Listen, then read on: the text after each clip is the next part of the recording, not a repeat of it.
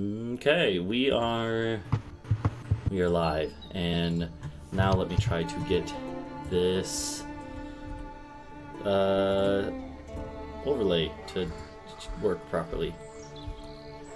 Okay. So we're here with Helios, who will be Hello. on screen in a second. Yeah. I can do anything. No one can see me. Yeah. Someone was telling me, and I don't know why I didn't think of this earlier, but and then I gotta, yeah. Before tomorrow, I will have to redo the overlay because we're gonna have more people. So, yeah, I'm gonna redo the overlay tomorrow. Watching the delay is fun. Yeah. There you go. Okay. So then let me make it so that oh god. Okay, let me make it so that it says your actual name and everything. Voice call. Yeah. Oh yeah, that was from the last time. Let's see. This is yeah.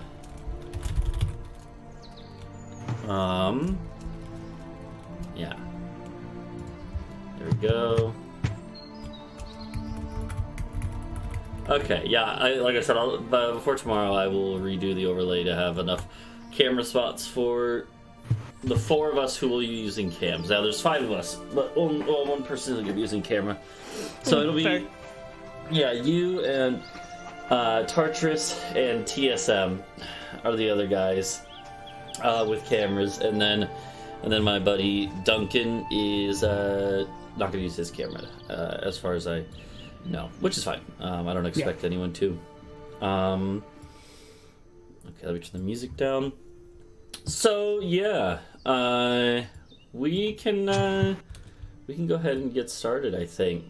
So while I kind of talk about the world, I'll get you access to the Roll20 as well. Have you actually played on Roll20 before? I heard of it. Okay, yeah. So if you you'll need to make an account, but you don't have to pay for it. It's free. I pay for it because it gives me features as a DM, you know. Yeah. But luckily, like, you get access to all those in the game. So let's see if I can have a password on it. Yeah. So here, I'll send you a link. So there you go. So if you click that, it should just take you to the right spot.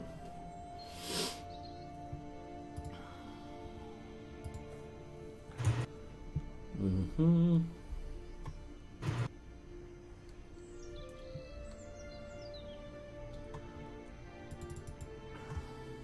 Okay. And I need to make you a character sheet that we will then fill out together in a bit. Yeah. You can take your time. I either need to remember my account or yeah. Okay.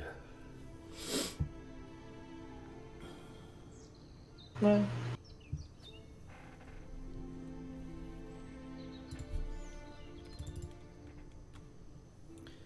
Let's see.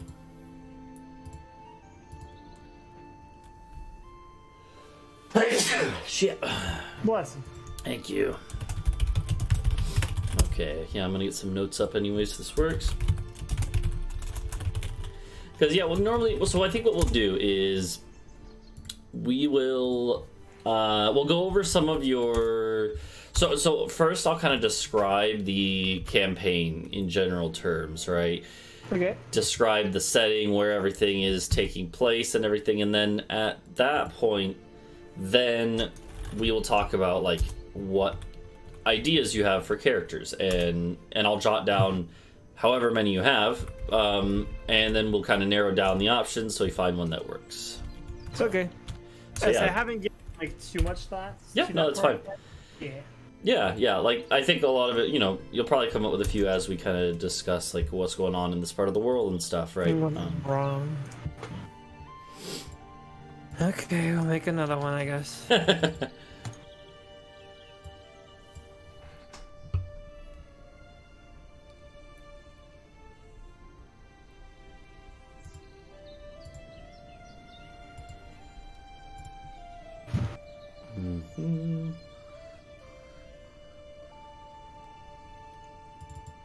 Is your hold on. Here, I just realized I should put your Twitch name. Your Twitch username in below the thing there. I'm brand new to this. There we go. Group is ready to play, I guess. I don't know. Is it asking you stuff like? Yeah, all the questions. Oh Okay. yeah. Now I have an account. Okay, so yeah, now if you click the link, it'll probably just take you right there. Oh, I missed it. There you go. Okay.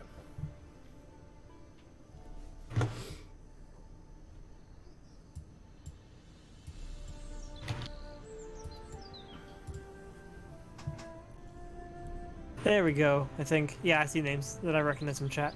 Mm-hmm. Yeah, so then if you hit like launch game, it should bring you into like see the map that I'm looking at. Recalculating spline. Wow. Oh, here, shit. Yeah. No so... tutorial. I don't need that. So yeah, this map, by the way, is only like a third of the way finished. Oh shit. Like that's why everything on the left half is just not done. I'm a big fan of the natural feature on the bottom there. The bottom Yeah, left. the evil cartoon pig. Yeah. Is that the the big bad guy? Yeah, exactly. Yeah, it's actually the size of like a small continent. You can take him. But yeah, no, the I used to make a joke with one group of players that that if they like started going towards something that I didn't have prepared, I'd be like, this area has a sign that says under construction. But no, but that sort of thing happens. Sometimes I'll be like, oh, I can just kind of, run this off the cuff. Because lots of times I have ideas of what goes on in certain areas, I just never wrote it down. So sometimes if the party is like, let's go this way, and I'm like, okay, and I just run it, just wing it. Other times I'll be like, okay, we gotta stop here then, and next week you'll be ready. So the DM trick. Yeah. So let's have. So I'm gonna give you access to this character sheet, but again, you don't need to worry about that right now. We'll we'll worry about making the character together in a bit. Okay. So no need to worry about that. But you should at least be able to see that in the journal now. Journal. Yeah, at the top there's different tabs. There we go. And yeah. Helios character. Yeah. So yes, I think yeah, I think we'll start with a little kind of spiel about what's going on with this campaign, like so far, and what's going on with this part of the world, stuff like that. So, the idea is that this campaign that you're now joining is like the second season of an anime, basically. No, it's like, but it is. I'm the new character that's gonna die off. No, not necessarily. But what does it say? Let me get some more energetic music going. But yeah, so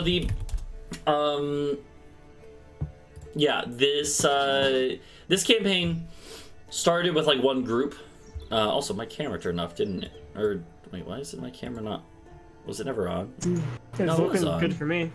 Yeah. It's looking good for me watching your stream. Oh yeah, well, it's on the stream, it's not on Discord, but I guess it's fine. Yeah, I've just been watching the stream. Yeah, that works. Okay, but yeah, so the what was I gonna say? Yeah, so this campaign started with a group that just IRL stuff came up, so some of the players had to drop out. So we decided I decided basically to do a soft reboot of it, right? Where now we're continuing with one person from the original group, one character, and then the rest are brand new. Huh. And so you're one of these new characters. So yeah, 3 of the characters are new, and we've run 2 sessions, one of which was kind of an intro, like gap filler to bridge the gap between the first season and the second. And because one of the other players had already finished their character, they were in that one too. So it was also an introduction of the first, 2 members of the party. And then you and the other new character, played by my buddy Duncan, Dunok, you guys will be introduced in tomorrow's session, is the idea. Sounds good. Yeah, so to give a quick recap of like what has gone on in this campaign so far, I'll try to make it pretty quick. so my you know what I can do actually is take us to this map. So in yeah, what, sorry? I said it's big. Just stop loading on my screen. There we go. Yeah. So this is kind of like the Europe-inspired content of my world. I like to take a lot of like real-world inspiration and stuff. Use real-world languages and kind of stuff like that. And so the group started out in this area that is basically like the Viking equivalent of my world. And the group was a group of like Vikings essentially. They went out to sea to raid. They were gonna like raid these isles, the Aldish Isles. And things went wrong immediately. They were blown off course by a storm and then chased by a bunch of like Viking bounty hunters, you could say.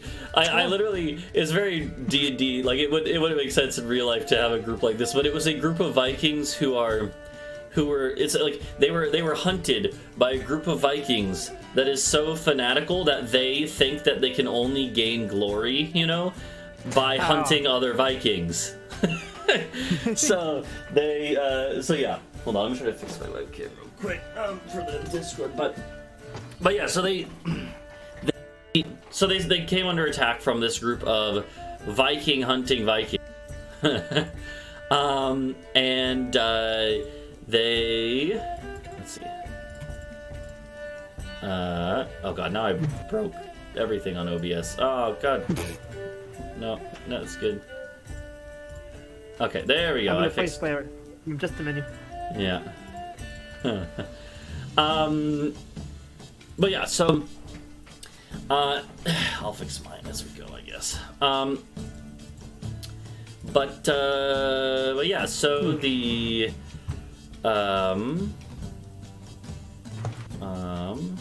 here's what I can do.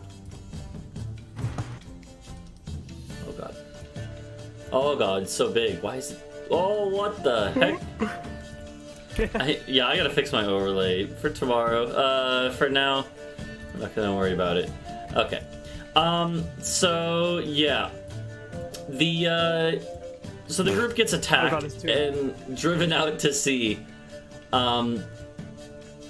and basically has to push themselves to their limits, running away from this group of Viking hunters because it's 2 long ships versus their 1 filled with warriors that want to kill them for glory to get into, you know, Valhalla, basically. They are basically forced to just keep rowing out to sea, like out to the west into the ocean. Hunters. And the thing with the ocean out to the west is that no one goes out there because people who do go out there generally don't come back. If you so people have tried to explore that way. There were rumors about there being some sort of magical barrier as well that would stop you from going further at a certain point. But no one really knows much about it. The group ends up going so far out to sea that they find this barrier. And as they approach it, they're like, what is going on? They test it like by throwing shit at it, and everything that hits it just is like hitting a wall. And they're getting like pushed towards it with waves, and at their back are people chasing them. They end up doing some like slick maneuvers with their boat where they like quickly turn around and like thread the needle between the 2 pursuing vessels that get smashed into the wall. They see that as the vessels get smashed into the wall, this barrier of light, it's like a golden kind of somewhat translucent glowing wall of light. And the other ships, as they hit it, the people who go through the wall are like disintegrated, like literally just disintegrated. Yeah, that would be good. And so the group like thinks they're fine, but then they realize, oh wait, this storm that we're in is actually still pushing us towards it. And so they're like, they're like, okay, we're screwed. But they decide to pray to their gods because it's the only thing they can do. And one of the characters is a wild magic sorcerer, or was a wild magic sorcerer. And so, like, he has trouble controlling his magic already. But as they pray out to the gods, whether because of that or just a complete coincidence, a lightning bolt strikes him. And he is able to use the fucking magic from it to, like, carve a hole in the barrier. And that sounds already ridiculous, but then it gets even more ridiculous because whatever magics are making this barrier apparently have like a backup, because when this hole appears, a giant like vortex appears, sucking them into the ocean. And so the player's like, what the fuck are we doing now? They're getting sucked down. And the player who got struck by lightning uses his magic to finally create a portal to another dimension. And then he like collapses as they fall through a portal into the astral sea, this like, realm, this world between worlds. That's cool. Yeah, where they're in like it's literally like a flat plane with stars both above and below them. And it is like a sea. There is like some sort of liquid, but it also looks like, there's no floor below them. It's just stars down and up. So, they go in this place for a while. There's some shenanigans that happen here. But finally they figure out that they're going to need to get out of this place. And so they, once again, kind of using the power of prayer and magic and rituals, they are able to somehow teleport back to, like, their world. And when they do so, they find themselves just on, like, a calm ocean now. They keep going a little further. What they find out, though, is that somehow they're now on the other side of that barrier. Oh. What the heck? Hold on. I just heard a loud noise. I gotta make sure it's not my dog. Hold on, Momo. sorry.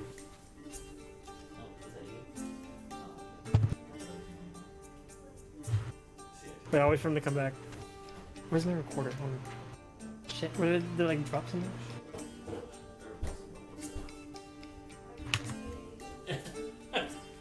Okay, sorry. It was just my girlfriend. I was trying to find the recorder and just start like blasting it where I dropped it. Yeah. So the players figure out that they're on the other side of the barrier, right? So seeing as my world has like a Europe-inspired continent, they're now basically trapped in like the Americas equivalent of my world.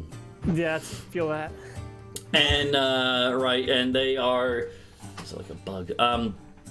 And that is what this original map is that you saw. So from there, that was kind of like the whole intro arc to the campaign, setting it up. The whole premise that the players of the first original group already knew was, the whole premise was they're players from the Europe equivalent who find themselves stranded in a new continent that has drastically different things going on. Interesting. Mm-hmm. And so that is where they found themselves. They had a bunch of stuff happen that we don't really need to get into. They basically fought with some of the local factions. By local, I mean just factions of this continent. They're actually not too local to where they started here, but this continent has its own, powerful empires and kingdoms and, factions of cults and things, right? And they start to kind of travel around. They get attacked by some giant type things. They're not really sure because they aren't the size of full giants and they don't act like giants.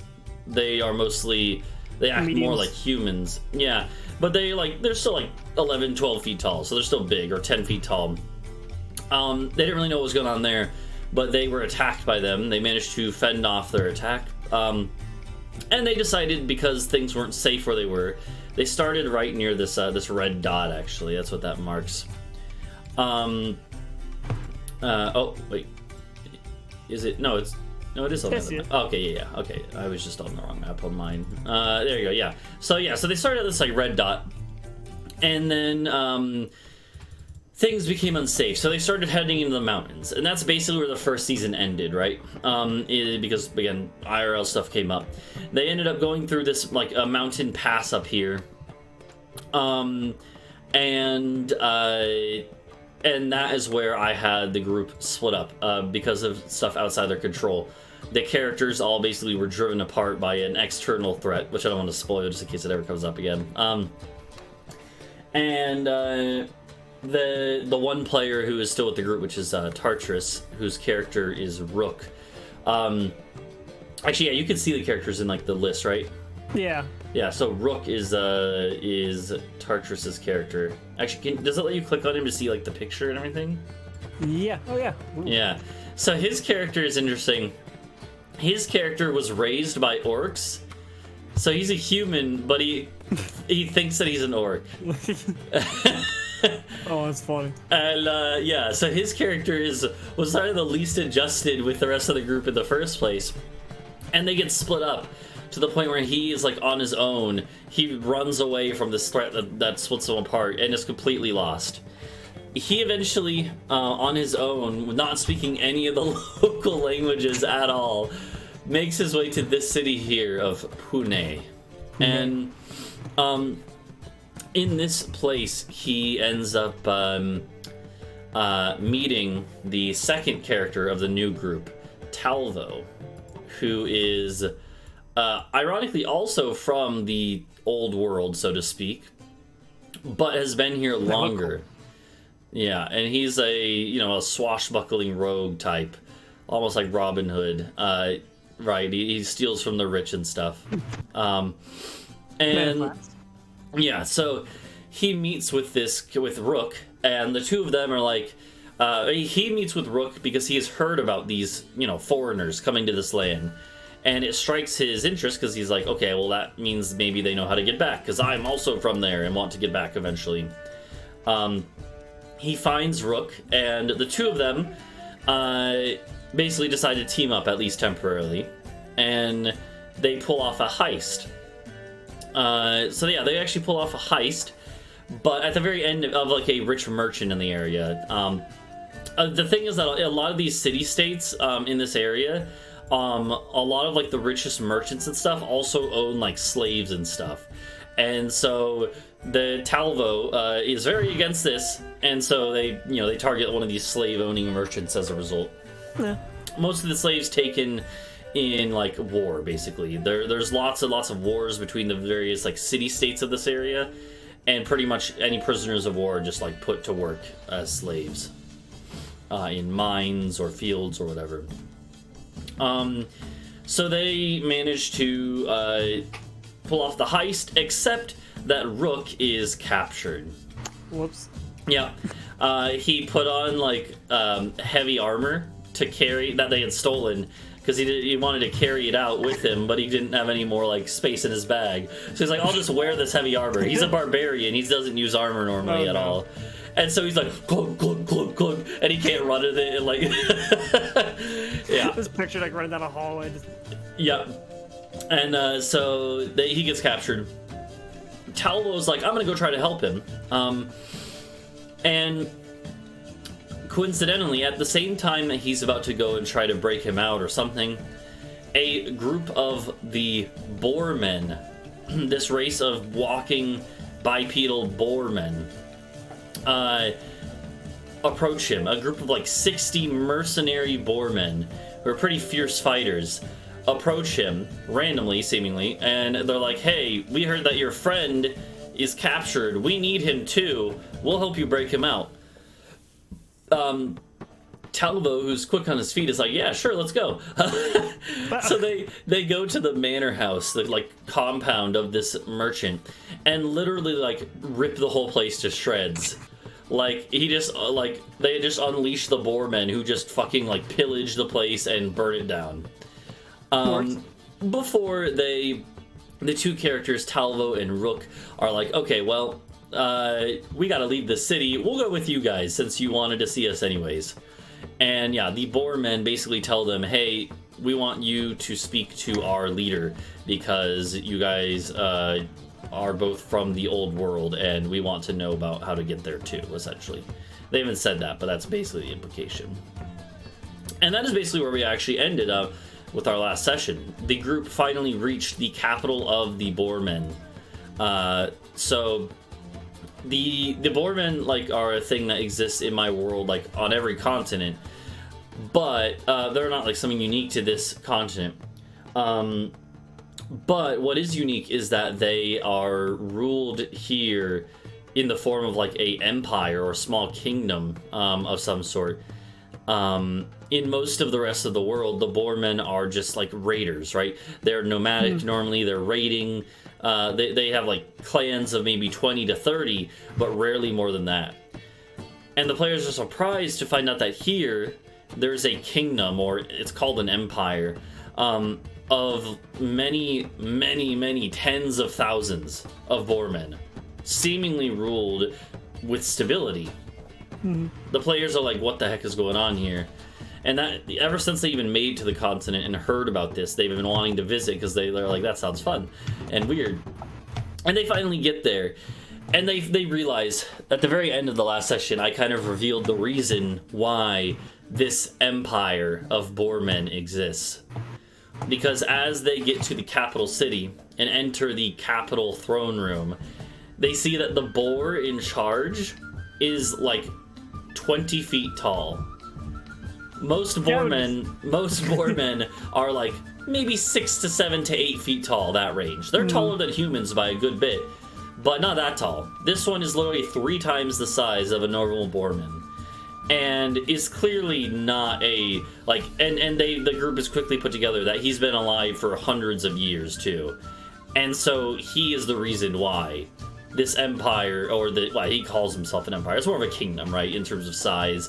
But this kingdom of the Boarmen, it exists because of this dude. And that's where we ended. They have no idea what his deal is beyond that. But it's interesting because so that is one of kind of like the current plot lines, though, just so you know.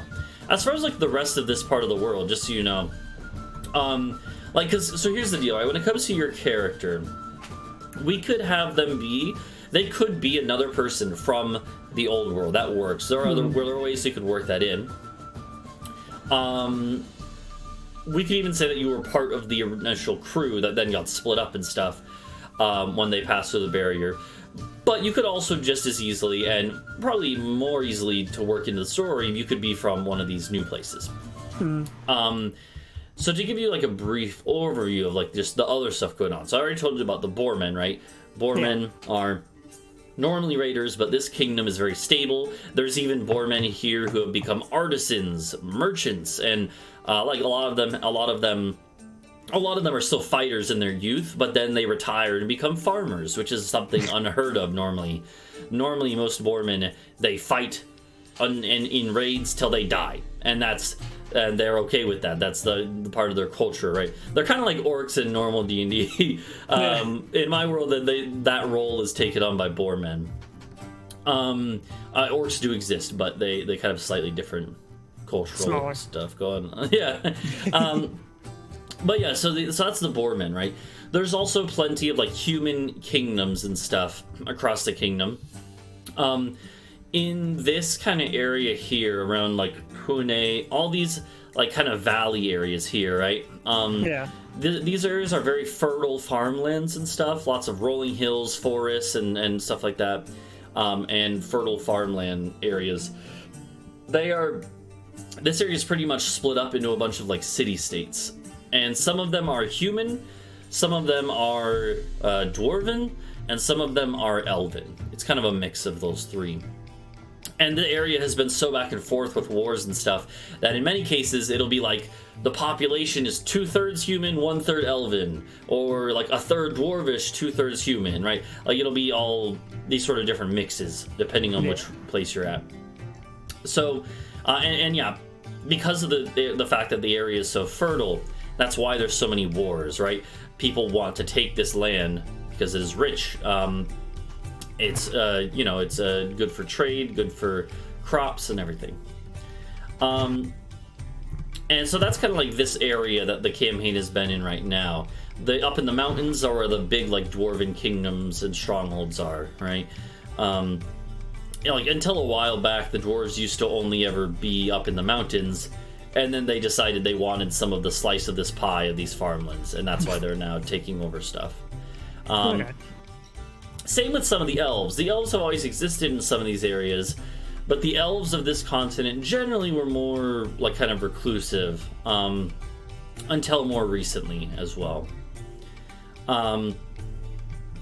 The other thing is, so that's pretty much like for this continent. Again, there's other stuff to the west, other like kingdoms and stuff, but they're far enough away that it's not super, they're not super involved right now in this area's politics. Monolith. Oh, yeah, I don't know who put that there, but yeah, there's There's a rogue purple one. Yeah, there is. Yeah. So that's this continent. There is also a southern continent as well, far to the south. If you go south several dozen more tiles, there is off the edge of the map. I haven't made it yet. There's another continent there somewhere. And then between the two continents, there's also an island chain that is quite expansive. Lots of islands, some big, some small. The biggest one would be like the size of like, you know, Georgia or Washington State, like it's a big area. The rest of them are smaller, but some of them are decent sized. This in the island chain down there is where one of the other kind of major players is located. There is an empire of these elves there, but those elves are different from most of the ones of this continent, because the elves there have scales. They actually are, they look normal except that they have scales on like their cheeks and arms and like legs and stuff. Like over their body they have patches of these scales. And the reason why is because, well, supposedly they claim that they have the like DNA and blood of dragons in them. So they call themselves the Dragon Elves. And yeah, and so they have this empire there, and that, like, in classic D&D form, the like Aztec or Maya inspired like kingdom there is it's mainly lizard folk. That's actually the biggest demographic, but then it's ruled by the Dragon Elves, right? The lizard folk also believe themselves to be descended from dragons, right? And so they have that in common. Closer. Yeah, yeah. They have that in common, but the elves are the ruling class there. And then there's also a kind of an underclass of like slaves. The dragon elves are actually the biggest slavers. That they actually, for the past couple hundred years, they have been waging lots of wars on the mainland here and like taking back prisoners as slaves. So, yeah, so they are not very popular with other people for that. And they've started conquering some of the areas and trying to grow their presence in the main continent here, right? Setting up allies with some places that are willing to work with them, attacking other people. They're actually one of the biggest rivals of the Boarmen. So, yeah. But yeah, so that's like this part of the world. So you have like, again, as far as like the playable races, right, and like the sentient peoples here, right, you have humans, you have elves, you have dwarves, you have the Boarmen, you have the Dragon Elves, which I consider separate from the main elves, right, you have the lizard folk, right, and then you also have halflings. Halflings don't have any really big power base, but they do exist in small numbers pretty much everywhere. So yeah. So those are like the main like types of things that it would make sense for you to be. There are, so one of the characters, Rook, right, so he's the one who was raised as an orc. That's one thing that the players have noticed, is that orcs don't really exist on this continent. They haven't seen a single other orc except the one that they brought with them, who died like a week in. He was Rook's translator, and now he's dead. Whoops. Yeah, he was helping them in combat, got his head lopped off by a powerful enemy. But yeah, so orcs aren't really a thing on this continent. But Talvo, the other character who's been helping Rook now, Talvo, the swashbuckler, he, when he arrived on these continents, this landmass, right, he actually was taken prisoner by the dragon elves, and that's one reason why he's trying to free people from them. When he was a prisoner of theirs, he actually did see another orc, and so he knows that somewhere they exist. They are just not around here, apparently. So, so yeah, that's like the world. I know it's a lot, but that pretty much from that you kind of know all the basics. So what from that? Do you have any sort of ideas? Like, I'm not necessarily in terms of class or anything. We don't need to think about specifics yet. Yeah, but in terms of what? Yeah, I know which class I want. Okay, yeah. What are your ideas right now? I mean, I'm always partial to bards. I think they're fun. Okay. I think we briefly talked about it. Yeah, it's like having more of like the healer side. Okay. But also just having fun with the character. Yeah, no, bards are always are definitely fun. In terms of the race, I don't know. I was kind of like sold on the Boarmen because it'd be kind of cool to be like, it actually would flow really well with being in that city to introduce the Boarmen character. Yeah. And it's kind of cool to be like, oh, they're actually more, not just raiders. They have the artisans and stuff. So, okay.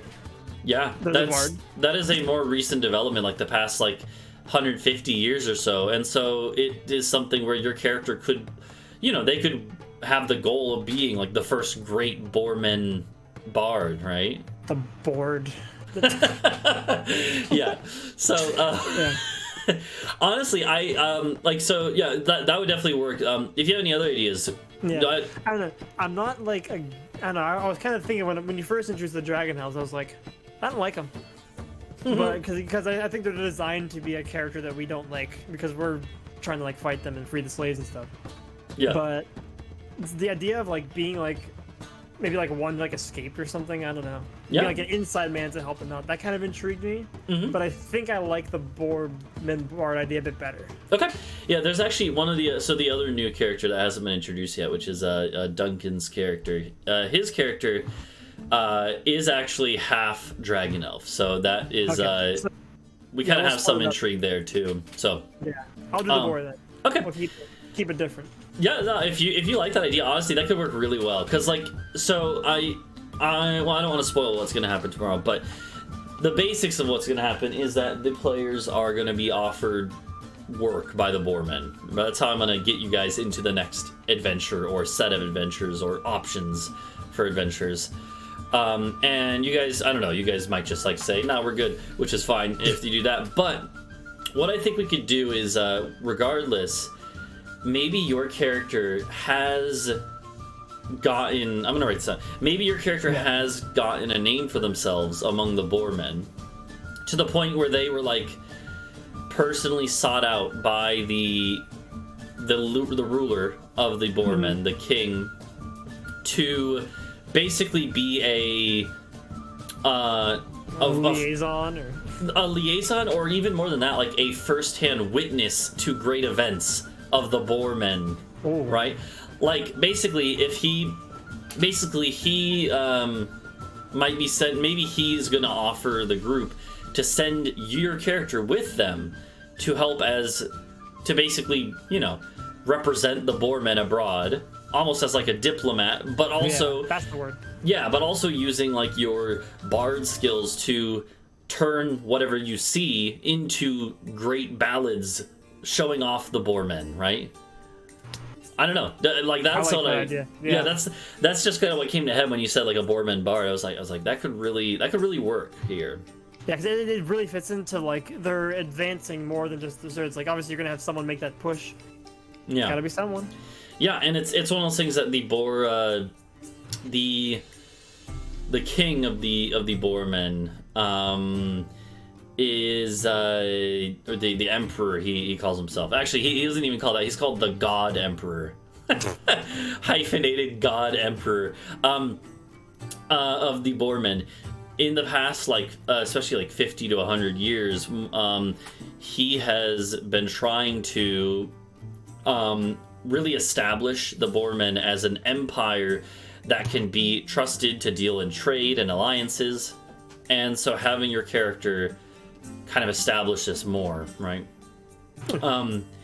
especially because he essentially has well, yeah. So I'm not gonna spoil anything, but like the work and the jobs that he's going to offer to the group would be something where having someone like your character would be helpful. Someone who can, with finesse, at both dealing with boarmen and also just finesse as a personality. So yeah, I so, like that idea. Okay, so let me write this down here. So Bard Boarman, the board, The board.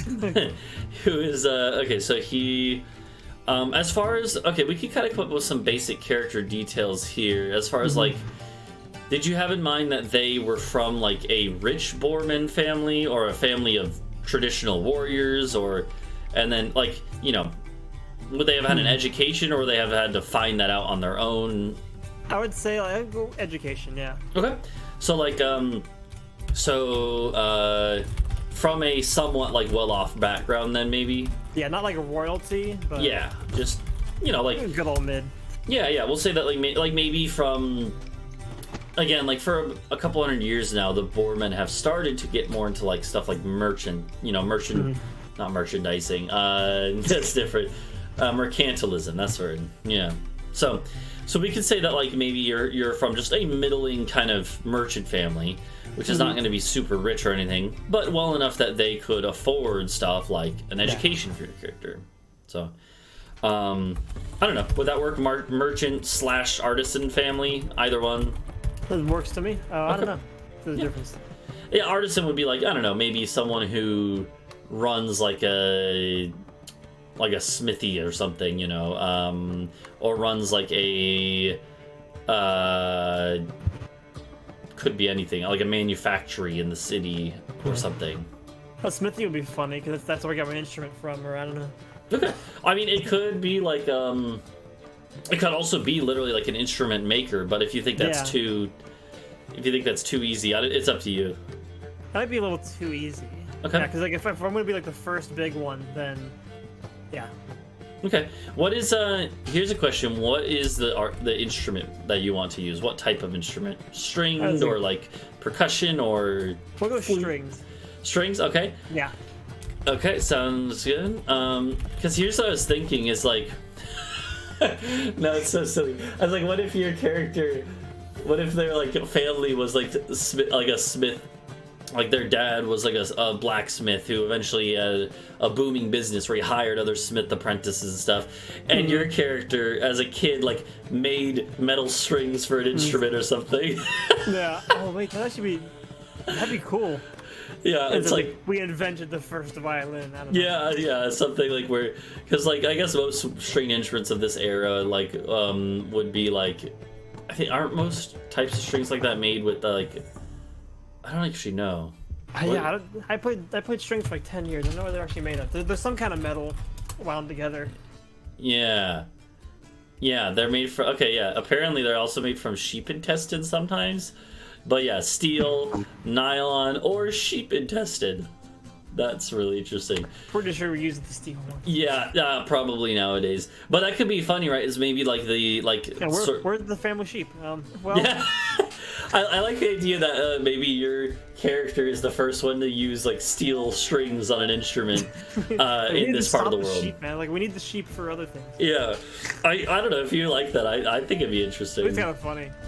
It would definitely, I mean, like having a character whose family was like into smithing, and then your character is like, I'm just going to use the metal to make strings, not instead of. I'm going to make art, not war. But yeah, okay, we can do that. So, if you change your mind about that, you can always just let me know. But for now, I'll just write that down.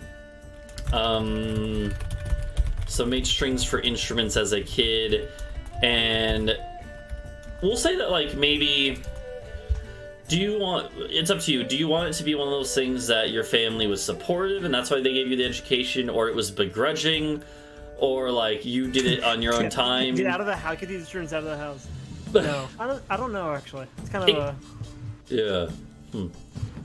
It could be one of those things where maybe your character like, maybe they did like a compromise, like a year of military service, and then your family would pay for the thing or something. I don't know.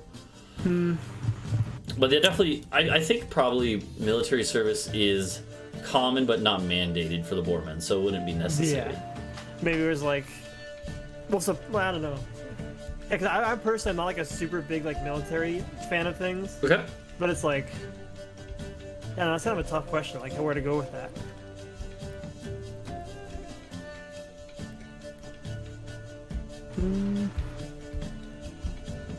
Yeah, cause I don't know if there's a difference between like going for the education or for the military stuff. Where it's like, okay, like I really want to do this, and like fine. No, that was just one suggestion too, right? Because there's other stuff like we could say like they, it's one thing like maybe instead they were like going to maybe your character's like father was going to send them to like, you know, to like the equivalent of like a college to be trained in like business, right?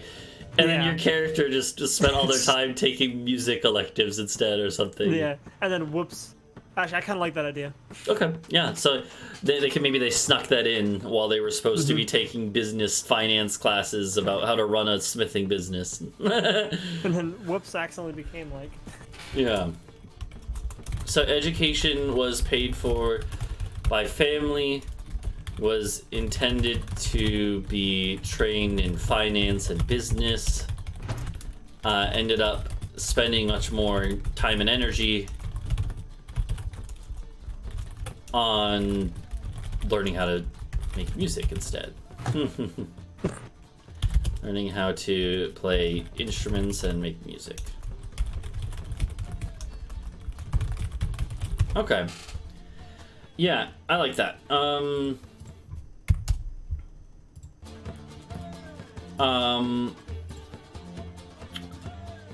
And hold on, give me a second here.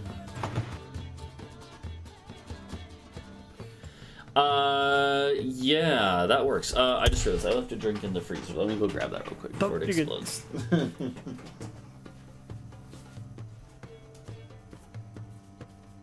Where's the recorder?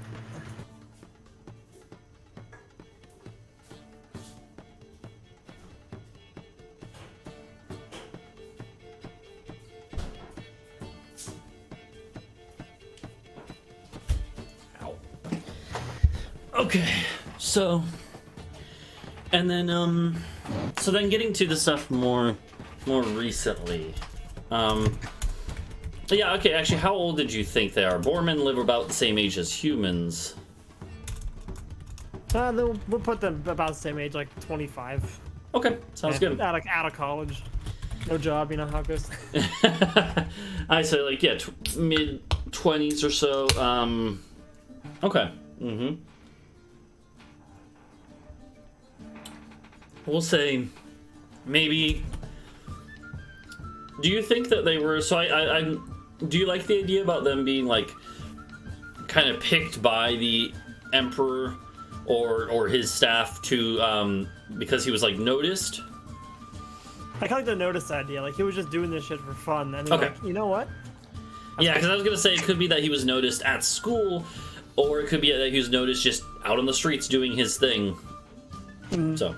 If that's what you prefer, that would definitely work. Like we could say, they kind of like made a name for himself first, and like, you know what, we like that rather than just being picked and put into a position. Yeah, I like that. And here's one thing, by the way, is that your character is so you're actually going to be starting at like 6th level. So you're which we'll go through that. We'll figure that out. You'll be starting at that 6th level is not high, but it is certainly higher than the average person on the streets, even higher than like the average like soldier would be. So your character is experienced in what they are best at, music, right? They're already experienced. So that would make sense to have it be that your character, for a couple of years now maybe, has even been doing music and making a name for themselves in the kingdom, within the empire of the Boarmen, right? Yeah. Maybe not enough of a name that they're like a mega star, but enough that they have some recognition, right? The Shakira of Boarmen, you know, just a B-tier celebrity. Yeah, that's funny. So we'll say you graduated and like began playing music, to make a name for themselves, right? Is that as far as their motivations? What are their? Do they want fame? Do they want wealth? Do they want to, or is it more intrinsic? Like they want to make great art? Like what is the? I feel like you know, like the to like make it to, like the holy stutter, the discovery of it all be like, Okay. especially like with like going out there and doing things. Like, okay, well, I can actually apply what I've learned, and like I can go out to the world and like bring back all these tales and stuff. So more of the art than the fame. Okay, so yeah, so more, so yeah, so it's almost like a wanderlust. They want to be the first to find new things and apply their music to that. I like that. Yeah. Okay. Yeah. No, that's awesome. I totally get what you mean. Yeah. So that definitely works. But yeah, we can say that. Okay. So yeah. So they begin to make a name for themselves. They were, and until they were approached by by like an advisor to the emperor. I'm just gonna call him the emperor for simplicity's sake. Easy. And the emperor's advisor basically would bring your character to the emperor. Your character has actually, I think it would make sense that the emperor would actually personally want to meet this person. Actually, in fact, he probably brought a few people to him, but ended up liking your character the most.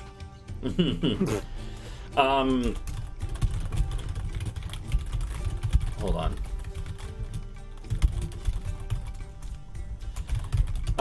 Yeah, and so I like to think that the emperor. So so actually, here, let me put it in the chat. So in the game chat. So yeah, the his title and name is, hold on, God Emperor Kurbak the Omnipotent. As long as he's humble about it. Yeah. So he, it's funny though, because your character would have met him, and if you, I don't know if you have a note document, I could send you kind of what I have, if you want, but nah, send me whatever you got. Yeah, it's good. I recommend, like, you know, making your own, like, adding stuff that you think of as far as details, but yeah. But like, it would be one of those things that the emperor, when your character meets him, the emperor is not someone who really like necessarily is super well known by the average random person on the streets, right? He definitely holds a bit of fear, because there are lots of stories about anyone, like in Boorman society generally, traditionally, when it's like more clan based, the strongest person is the ruler, right? And if you challenge challenge and kill the ruler, you're the new ruler. People have tried that with this dude. It's not gone well for any of them. Yeah, seeing as he towers more than twice as tall as even the tallest Boorman besides him. So there are stories about this. And your character, I don't know, they probably were, would they have been intimidated or excited or both? Like, what do you think? I did the both, where it's like, oh shit, you know, that's that mix of like, yeah, I gotcha. Thinking you're gonna meet some like normal guy, and it's like, oh. Yeah. Hold on, let me try this in my notes. Yeah, so your character, it's interesting because your character would have known then that, so like they would have met the emperor in this situation, and after meeting them, your character might have been a little surprised because Kurbak, even though he is, it's one of those things where your character is probably by definition a people person, social, like any bard really is. They would probably be able to tell, and this is something that I might describe to the players tomorrow, but I'll give you the heads up on, because you have known the emperor a little longer than they have. The emperor has a kind of like a calm rage, which sounds, you know, like an oxymoron, but it's like you could tell there's a deep rage harbored in his soul, but on the surface he's calm and exudes calmness, and it's one of those things that you're pretty sure he could snap and turn into a beast at a moment's notice, but he doesn't. He never shows that side. Instead, he's calm, cool, collected, and deeply intelligent. He's very intelligent. And your character, when he's met him, probably met him a few times now, has been able to realize this, that the Emperor is There's a reason he has had a stable rule for hundreds of years. And the Emperor, right, even with his reputation for slaughtering when he needs to and stuff, is very, very keen on your character being a diplomat, for one. And here's what I'm thinking. So you and a few others were brought forward to meet the Emperor. But he instantly, after talking to you a bit, he knew that you had to be the one. And the reason why he would have told you later, the Emperor would have, is that he could tell that not only does your character have the skill needed to be, to have finesse in social situations, that sort of thing, he would say that he could tell that your character has the wanderlust that you described to me before. He could tell that your character wants to see things and write them down from the perspective of boarmen, and from the perspective of someone like you, a boarman who is wanting to do a new thing that's never been done before. So, be the first wandering boar bard. Right, so it's one of the things that the Emperor would be able to kind of pin your character. Again, he's a smart dude, the Emperor, and he's able to tell that your character is good for this type of job, and that you will, basically, that you're not going to do it just for the benefits of being paid by him, because he's probably going to pay you for this. It would be one of those things that he also could tell that your character, he could tell that your character is also going to be motivated just by who they are. So,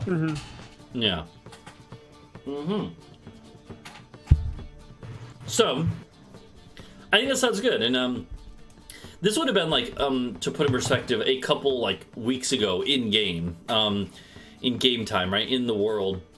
And so for those couple weeks, you've been your character has probably been in close contact with advisors to the Emperor who have been like, hey, we're going to tell you when we need you here, and then you're going to be introduced to your mission. So I haven't been out yet, but I'm like, this would be the first assignment is when we meet the rest. Yeah, and you're going to be introduced by the Emperor to the group. And then from there, I have no idea what's going to happen tomorrow. But no, I'm actually really excited to have a boar man in the group too. I like that. It stuck as soon as I heard the concept. Yeah, it's super interesting, and How tall are they, by the way? Well, so again, anywhere from 6 to 8 feet tall. So it's up to you. It's picturing a giant man holding a tiny violin. It's just like what string would he play? But, I mean, it could be like a lute sort of thing, or it could be what's it called? A lyre. A lyre. A lyre is I think it's like a mini harp, basically. Yeah. Yeah, they're like a miniature harp type deal. Kind of looks like boar. I don't know if they have horns, but So as far as the boarmen, so the way boarmen they have tusks. So they don't have horns, but they do have tusks. Mm-hmm. So actually, yeah. So if you want to look at here, actually, let me find. Are they like a home class, or are they? They're homebrew. Yeah, they're not. Okay. I was actually couldn't find anything on them. No, they're. I think there are other. Hog folk. There are other fantasy worlds that have boarmen, but I was thinking. Oh, here's a good picture. I'm gonna send you a reference of one that looks kind of like what I imagine they look like. I'll put it in our DMs in Discord. So I was thinking, the way I imagined the boarmen on the world is something like this. Wait, that's it. There you go. Or maybe more like... That would look really funny with the little violin. Maybe more like... Actually, this one is a little better, because it... Hold on. Like that. Right? That would be like a warrior. Again, yours doesn't have to look exactly like that. That's just to give you the idea of their proportions, right? They're stocky generally, they are, but they're pretty tall. They have hooved feet, but since they're bipedal, they have like clawed hands, sort of. So they'd be able to hold an instrument. Yeah, exactly. That'd be a little hard with. Yeah, yeah. No, they have claws, and they walk normally on 2 feet. But some of the more like fierce warriors will charge on all fours and try to gore things with their tusks. Terrifying. Yeah, yeah. Now imagine like an 8-foot tall boar like just charging like, you drop down. And run. Yeah. So like, and some of the fiercest boarmen, they like purposely grow their tusks out to be like a foot long so that they can just gore things, right? You know, it's pretty fearsome. That's why the boarmen are like to have like a full like army of them assembled is normally not done because you can't normally keep them under control. But that's exactly what Kurbach has been able to do. And that's one of the reasons why he is a threat to other rulers in the area, is because he can muster an army of like 1,000 boarmen that are all 7 feet tall and ready to charge their enemies, you know. And yeah, that's why the characters that's why Rook and Talvo, when they rescued Rook from captivity, it was like 60 boarmen, but that was more than enough to completely demolish like any one of the guard there. So yeah, and you definitely weren't gonna say no to them after that either. Yeah, exactly. Yeah. So I want something called a war lute. It's just it's like a lute, but it has like a bow and arrow on the end of it. What the fuck? This is great. God, that's funny.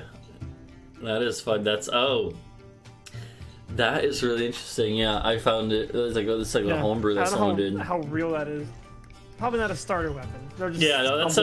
That's really funny. Actually, yeah, that's just homebrew someone did. That could work though. It probably not as a starter weapon, like you said, but I don't know. Here's the thing. So I guess since we have your character stuff, we pretty much have your backstory, I think, set up now, right? Like your character is going to be introduced tomorrow. Your character already knows that their mission is to basically represent the Boarman's interests, right? And whatever that means. So I guess beyond that, we should start doing the. Oh God, that is intense. I guess you can't see on the stream, but it's a violin that like splits in half to become a bow and arrow. That is pretty intense. Dude, people are so creative with this shit. Yeah. Well, yeah. So like, I think we should start doing your character actually. So yeah. As far as the where is it? So as far as your character, if you go to your sheet. Okay. The character mancer. Yeah. So then, if you hit next, I want to see if it does it for me too. Okay, hit next. Okay, it didn't. Here, in that case, could you actually share your screen with me? Yeah, 1 second. On Discord, because then I can look at that while we're going through.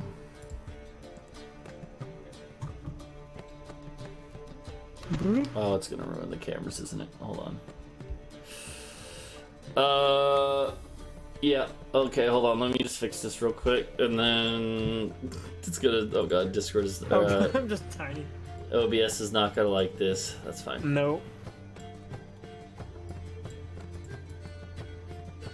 Oh God. Okay, let's. Just give me a second here. I just gotta fix all this stuff. This is getting out of hand. Yeah, exactly. There are 2 of them.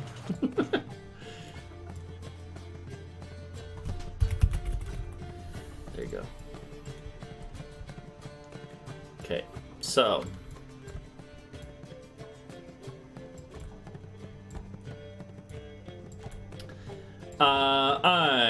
There we go. That's a little better as I'm finishing this.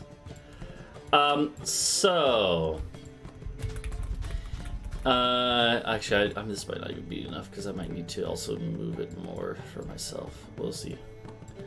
Either way, so I guess here's the interesting thing though, is I haven't really thought about the Boarman race. Like what the effects of being a Boarman would be. But I think that I'm going to say that it's like, oh God. Oh no. Okay.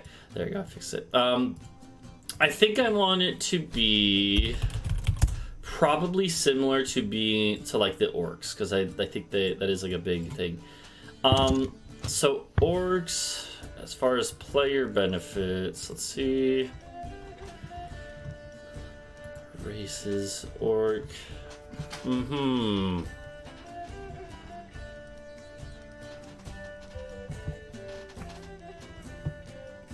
So they do have like a strength up, and constitution, which is good. Constitution is just like affects your HP, right? So it's just good for any class. Yeah, I'm gonna need a refresher on all those. Yeah, so yeah, as far as like the charisma, stats, I know. Yeah. So the way that I normally do stats is actually I offer you the option to either roll them or to what's it called, or to use the point buy system, which is basically like point buy is like you have a certain number of points and you buy your stats, and it'll generally, it ends up with you having a couple. You would normally be able to, you could either, in that case, you'd be able to choose, do I want to be like all medium across the board, or have one bad stat and then a couple good ones, you know, or like rolling also could end up that way, but you could end up with like 3 really good stats, 3 really bad ones, you know, so. Yeah, that's tricky. Because it's like with the, like, what if you do like a really shitty charisma roll with the backstory? That doesn't line up. Well, so no, with the idea of rolling is funny. No, so with rolling, I would let you choose which rolls go where, if that makes sense. That's right. So, okay. Yeah. So in other words, that. Okay, yeah. So then you can roll. So what we'll do is we'll have you roll them, but yeah. So you roll. Well, I'll tell you how to roll them in a second. You can roll them, and then afterwards you figure out where you want to put each number. So. Okay. In the on the right side, if you go to the chat part, if you type actually here, I'll just type it in. Okay, let's see if it works. I'm gonna test it. Yeah. So the way you type it is, here, I'll put it in chat in Discord. If you just copy and paste that, it'll roll one set. So the way it works in D&D is you roll 4 6-sided dice, and then you drop the lowest one. Okay. And that's the number. So that was 16, which is actually really high. So if you want to roll... So I should do this 6 times then? Exactly. So 6 times. So just copy and paste it 6 times. 2. Okay. Oh, that's 6. That's interesting. So you actually... This is like very... average, except for the 6. The 6, Jesus. Okay. Anyway. That's really interesting. Oh man, like 13s are both good. Yeah, so. Interesting to the DM. Yeah, 13s are good. A 12 is about average for a player character. So you have 2 stats above average, the one that's average, and the other 3 slightly below, except for the 6, which is way below. Yeah. This could work though. Yeah. Honestly, I don't think there will be any problem with this. Yeah. So, yeah, as far as when you get to race, then did it mess it up when I clicked on? Can you still see? Yeah, let's see. If you do, hold on. If I hit this, did that change anything for you? No. Okay. No. That's fine. So, let me just exit then, and I'll just look at your screen because that'll be better. I don't want to accidentally mess it up. So yeah, if for the race, if you get the drop down and then hit custom. Okay. So, or you could just call it the Boarman as the race, I guess. But yeah, so So, what I'll say is that I think we will use the same idea as like what orcs are normally, which is that whatever you give to strength will then be +2, and then whatever you give to con will be +1. So, do you know the way that? Do you remember how it works with the like ability scores? Vaguely. So it's like because it's based off the orc, those ones get the boost. Yeah, but as far as like really. like do you know so like as far as like determining modifiers, so like 10 is like the baseline. If you have a 9 or an 8, then you have a -1 to any strength rolls. If you put it in strength, for instance. Oh yeah, I think I remember this. If you had a like 7 in strength, you'd get -2 to any rolls. It's one of those things where it is based off of like how high or low you are compared to 10. So yeah, basically 10 is a flat, no bonus. 11 is the same thing. 12 is where you get a +1. 13 is still +1. 14 is +2. It's every 2 it changes. Oh, that's not cool. Yeah, it's so basically if you want to figure out the bonus, you take the number above 10 that it is, divide that by 2, and round down. So that's why if you have a strength score of 12, you take the 2 and divide that in half, you get 1. So that's why you get a +1 at that level. Oh yeah, there you go. You have the chart there, right? Yeah. Yeah. So it's like just a, it's linear, but okay. But yeah. So just the basics is that a 10 is an average across the board score. So your character, like, compared to an average person, 4 of your stats are going to be above that average, right? You just have the 9 and the 6, which are kind of funny. But I think charisma has to be one of the big ones. yeah, definitely. I would say for you, that makes sense. And the question is then, right? So like lots of times bards have like finesse weapons, like a rapier or dagger, but you could also use like strength if you wanted. Strength would be much more traditional, but if you think it would make more sense to be dexterous, that is the more traditional bard thing, right? So, Yeah. so it's kind of interesting, right? Strength is a boarman thing, but dexterity is definitely more of a bard thing. Yeah. Because then if I do the 12 and the 13 up here, then that leaves these 3. And I feel like at least, I don't know. What I was thinking is, this is just like an idea.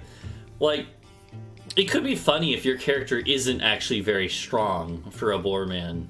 Yeah, and that's why I turned into music, right? Yeah, it could. I think that could be funny. So like, and remember, you get a +2 to whatever it is. So that would actually be 8. Terrible. Exactly. If you put the 6 there, it would become an 8. -1. Yeah, it would just be a -1, which is not terrible. So it could Honestly. be. Yeah, it could be. That could be a good place to put your dump stat. So as it's called. I was made fun of for being weak. Now who's the? Yeah. So if you wanted to do that could totally work. Yeah. And then what's another? So a 9 would also be a -1. So wait, which one was the other plus? So you also get +1 to con. So if I did 9 for that, then that would just even it out. It would even it out, and you wouldn't get penalized to your HP. So would that be a good play? It's one of those things where so Constitution is what Constitution is used for like resisting poisons and other stuff like that, resisting effects of like Constitution-based things. But the more important thing is that it affects your HP, like how much HP you get. So Constitution could be good to put one of your higher rolls on, maybe like the 11. I don't know. Yeah, because then I would bump that to 12. Yeah, but then I the would question still have the 12 and the 13. The question is that the only thing is that then you would need to put the 9 somewhere else. So it's up to you. Yeah, like. So dexterity, wisdom. So what's the big difference with intelligence and wisdom? Yeah, so intelligence is like book smarts, wisdom is like street smarts. So I feel like I'd have a higher wisdom as the guy who would like I went to study this stuff, and then I end up becoming like the alternate, the artisan side. Yeah. So it's like sort of book smart, but definitely more of the street smart. Yeah. And then that would also keep dexterity high as a bard. Yeah. So if I did like that, maybe. Hold on, let So me. the intelligence of 9, it's Good. -1. I didn't pay attention to class. I don't know. So if you did so you'd have 13 in wisdom, 13 in charisma, 11 in con, 9 intelligence. See, yeah, these two, I'm not certain of that. Yeah. So like 9 intelligence is not really. That's right. The idea with like having 9 intelligence is not really like a. That doesn't mean you're really that dumb. It's just like you're not quite as book smart as like the average person. So you could have rolled like a 3 Jesus.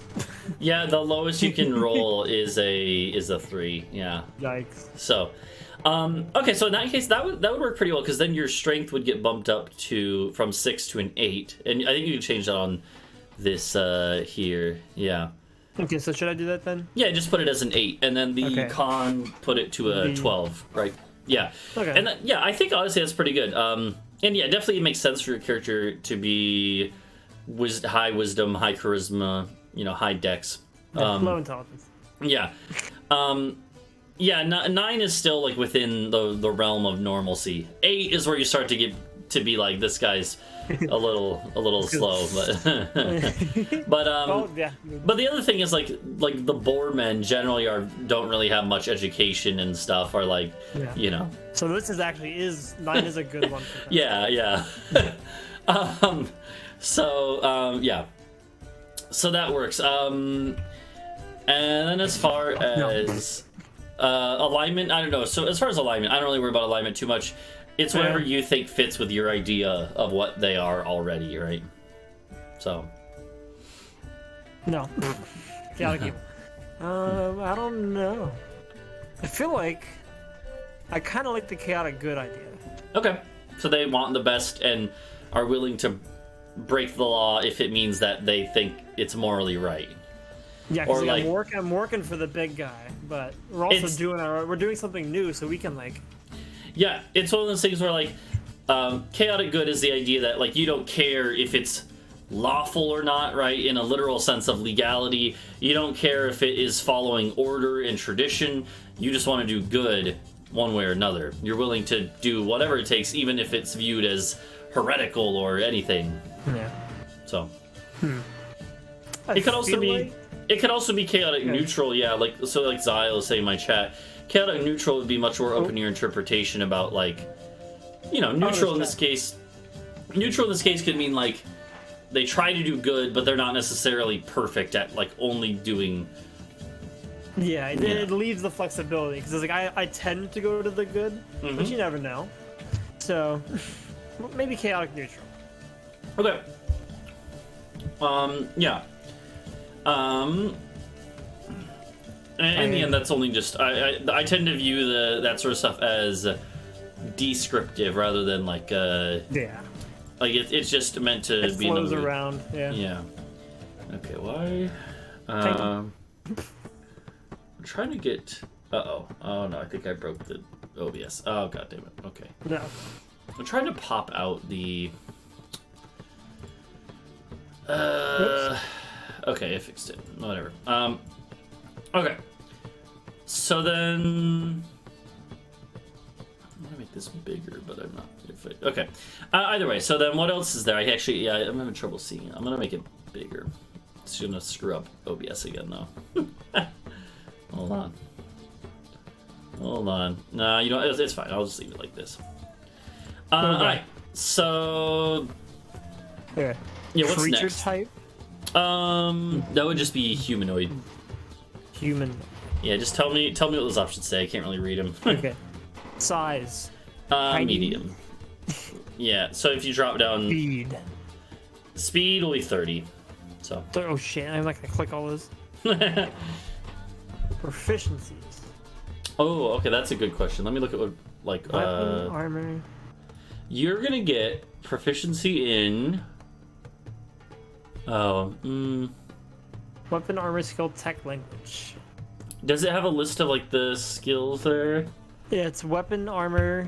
Oh, just skill. Oh yeah, it has Ooh. Okay, it probably has all the list of skills, right? Yeah, like acrobatics, animal handling, arcana. Okay, so you're gonna get 2 of those.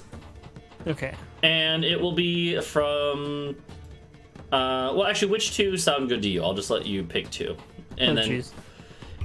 I would say it would make sense for ones that make sense. It'll work. Yeah. Because this is one where orcs. I'm basing this roughly off the orcs, but the orcs have stuff that might not necessarily work here. So, but what do you think works there? Animal handling to talk to all the other Borman friends. No. This would be stuff. So this is stuff that would be kind of based from your background of being a boar man, not necessarily from your bard stuff, which will be separate. Yeah. So as far as like But, from like, your part of me wants to like maybe have like a little bit like the magic side, but then yeah, that's Bard. yeah, so as far as this part, Borman. yeah, for the Borman side of things, like this would be stuff that like is from your upbringing as a Borman, like by your parents who are artisans but still at their heart Borman, right? So like stuff like survival or nature or stuff like that could work. And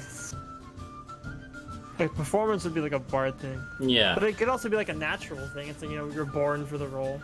Yeah, honestly, it could also be like a insight. Insight could work as well. Insight is like how insightful you are into sensing people's motives, basically. Okay. So that could work too. Yeah. Okay, so we'll do insight then nature. Okay, insight and nature. So yeah, those are the ones you get from your upbringing as a Boardman. And then in a second we'll get to the ones from your class. So yeah. Mm-hmm. And then there's a custom race features. Yeah, I might add something there. I'm not sure what it would be right now. It'd probably be something related to you being able to like gore people on your tusks, even if it's not something your character uses normally, because they probably we can threaten them with it. Yeah. If you don't like my music. But yeah, so we will I'll figure something out for that. So let's see. All right, so then you go to the next page then. All right, classes. Okay. Easy Bard. Yep. Yep. And then as far as yeah, maybe it would be that Zal. I'll think on it. And yeah, here I'm just gonna. Oh dear. Okay, yeah. So don't worry about here. Let me fix my. I was about to say this is a lot of information. Yeah. Let me get OBS fixed again, and then we will. Insight is also good for yeah, so we'll get to that in a second. I think my last barb had persuasion. Yeah, you'll get more skills in a second. In fact, bards are like notorious because you get shit tons of skill proficiencies. Mm-hmm. So we're about to go through that. I had a character that was an Aarakocra bard. That was more into like the magic side. Yeah. But this is fun. We didn't do any like super background stuff. This is fun. Yeah. Okay, skill proficiencies, tool proficiencies. Oh, there's instruments. Yep. So okay. So let me see what you're looking at. Okay. So yeah. So as far as now, I can kind of see it a little better. So yeah, you get to choose 3 skill proficiencies, and if you drop down now, I think now it'll just show you just the ones for bards. I think. Okay. So I already picked 2 that. So I can pick. So I have 5 total. You get you get a lot, which is a lot. Some classes only get like 2 or 3. You get 5, and you get more later in some cases. The what? Sorry, performance. Definitely do performance. Yep, that makes sense. Intimidation. I'll play the instrument so good it makes me scared. Investigation, medicine, perception, persuasion. I feel like persuasion would also be another good one. Yeah. Especially as a person going out as like the diplomat. Yeah, exactly. It makes sense. And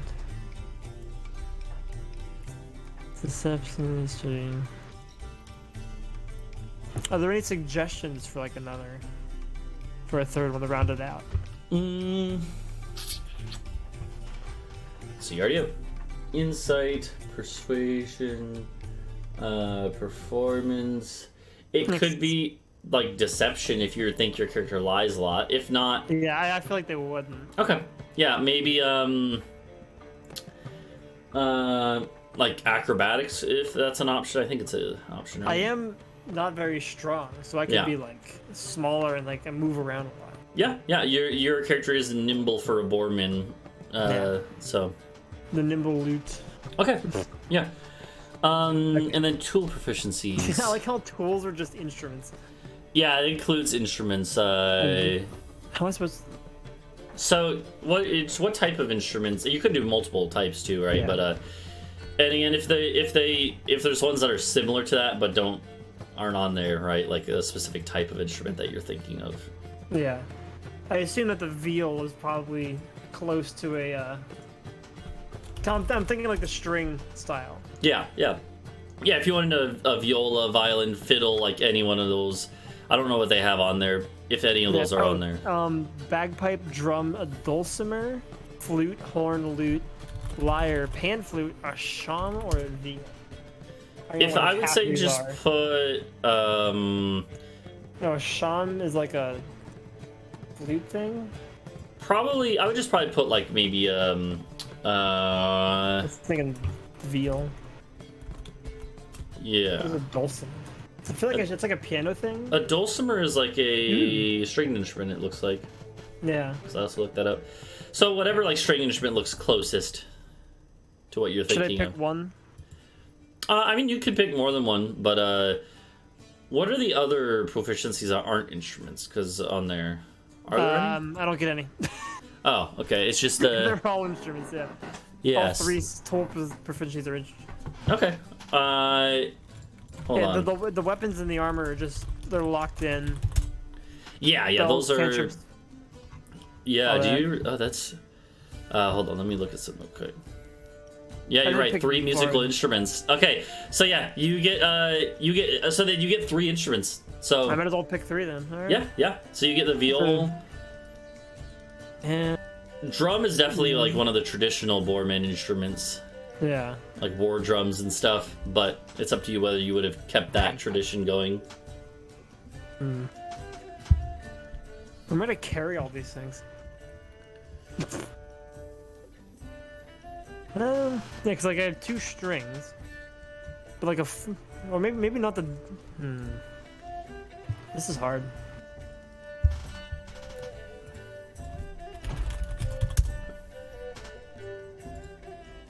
Oh, here, there's a lot of chats. Yeah, I'm thinking like when you started with a string instrument as like the one that like brought you into the whole thing, but then yeah, you want to have other ones too. Yeah. I kind of like the idea of having like the flute or a horn. Okay. Yeah, it's like the lighter one. You have like string, flute, and then maybe we'll do drum. Okay. One of each. Sure. Aztec death whistle, yeah. Alright, so yeah, so that works. So then we'll get to the spells and stuff later. Yeah. As far as starting out, you get the Bardic Inspiration, which you can see there. So Bardic Inspiration is you basically say some inspiring words to someone, and they have something they can add on to their rolls. I remember that, yeah. So, yeah, that's always nice. Hold on. Yeah, that takes your bonus actions. That's like a good bonus action for you to do. And what does it have next? Sorry, let me look back at what you're looking at. Nothing. It has like control. There's something down here I can't see because of the. Oh yeah, you can move around the box to like make it smaller. Okay. Oh yeah. Okay, whatever it is, I can't do anything to it. There. Oh, it's just equipment. Oh. Okay, so yeah. Go ahead and hit next then, and then. Okay. What is this? What does it do when you drop down there? Hold on. There you go. Abilities. Custom. We've already done it, so you don't even need to change anything there. Oh, cool. So just go to next. Background. Okay, yeah. So background, by the way, is there's a bunch of backgrounds. It only has one on there because it's like the I don't know why it's kind of silly, but here, let me send you a link. Basically, a background is something else that determines a little bit of like, just kind of like a little bit more stuff. It normally gives you another proficiency or 2, and then some other traits maybe. But yeah, huh. I assume the Boorman wouldn't be on here. No, this is more background of like your like upbringing or training or like stuff like that. So yeah, we're making it roll 20, Trey. So just kind of scroll through and then look for ones that like sound like they would fit. Like entertainer is one, so that could work.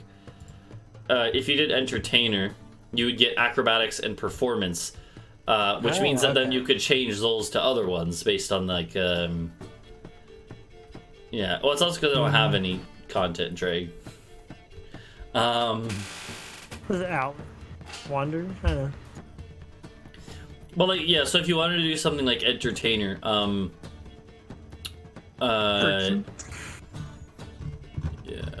A wild space. Could be. Oh god, I forgot how many there are. Oh, I don't get to look at them. You should really hit the plus on the. Oh no, because on yeah, D&D Beyond, I don't have you. Yeah, okay, hold on. So, well, which ones sound good? I could just tell you what they do. Yeah. Oh wait. Yeah. We'll do entertainer. Okay. Yeah, there's other ones that could work too. It. Yeah. So if you want to do entertainer,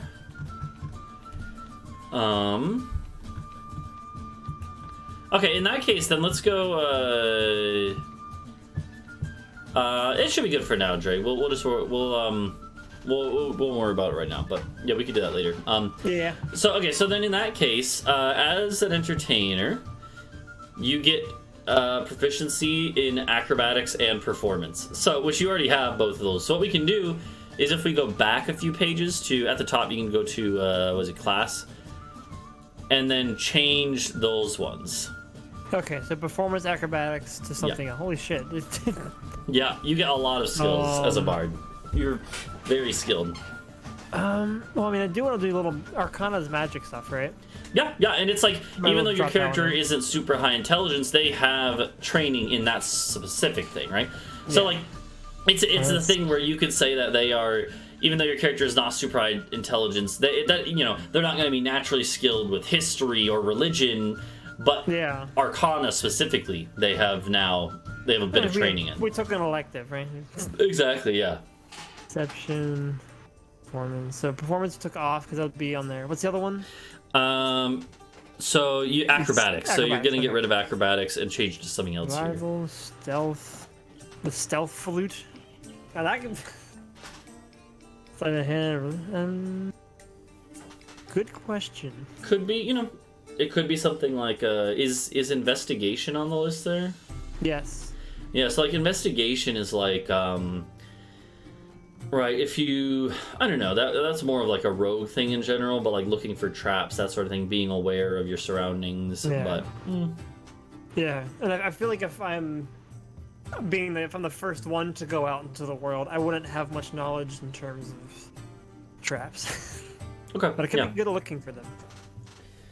Could be... Phone a friend chat, what do you think? It could be... Yeah, looking for loot. It could also be like perception. Perception is I think wisdom based, and so so investigation is intelligence based. It's like how good are you at thinking about things and like investigating. But perception is very much like perception would make sense as a performer because you want to kind of keep an eye on your audience, be looking for things to see like for cues, right? That sort of thing. Yeah. So I just know all the perception check memes. Yeah. Okay. Okay. So we'll do those. All right. So then, if you go back to background, background, and then do custom, or rather, it'll because it doesn't let us put them. So acrobatics. And then performance. Yeah. And then custom feature. Yeah, I'll just copy it to you. So, you also get a tool proficiency. You get 2 actually. So you Jesus Christ.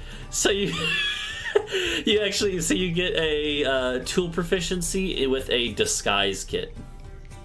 Oh, so do I not pick that, or it's custom probably. It should let you do it there for under type. It says weapon, armor, skill, tech, language. Try tech, or what did you say? Tech is that? Tech. Does it have disguise? Disguise kit? Yeah. Yeah, there you go. Okay. So then, and then the last one, you have a 4th one, which is another instrument. Another. So you should be able to get. So you should. Is instrument an option, or it might also be under tech? I don't know. Weapon? No, it would be under under tech, I think again. No, yeah, he doesn't get to choose the tool ones. It's just okay, yeah. Hey, look, I found the loot. Yeah.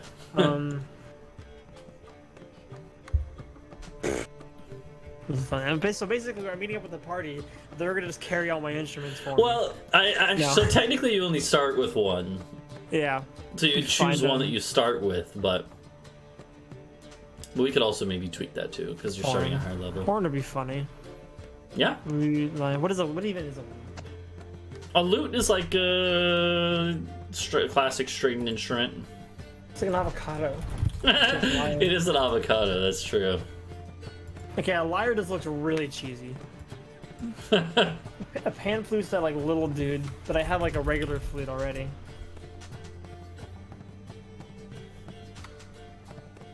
The shaman is like some like weird vuvuzela looking. Bagpipes would be funny.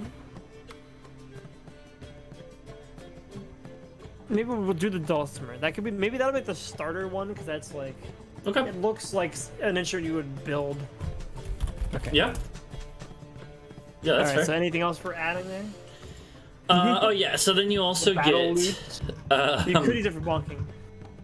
You also get a feature, a custom feature. Oh, you guys can't see my screen, but yeah, I found two things. I found a war lute, which is like, it's a lute, but it has like a crossbow on the end, and like part of the edge of it's like a sword.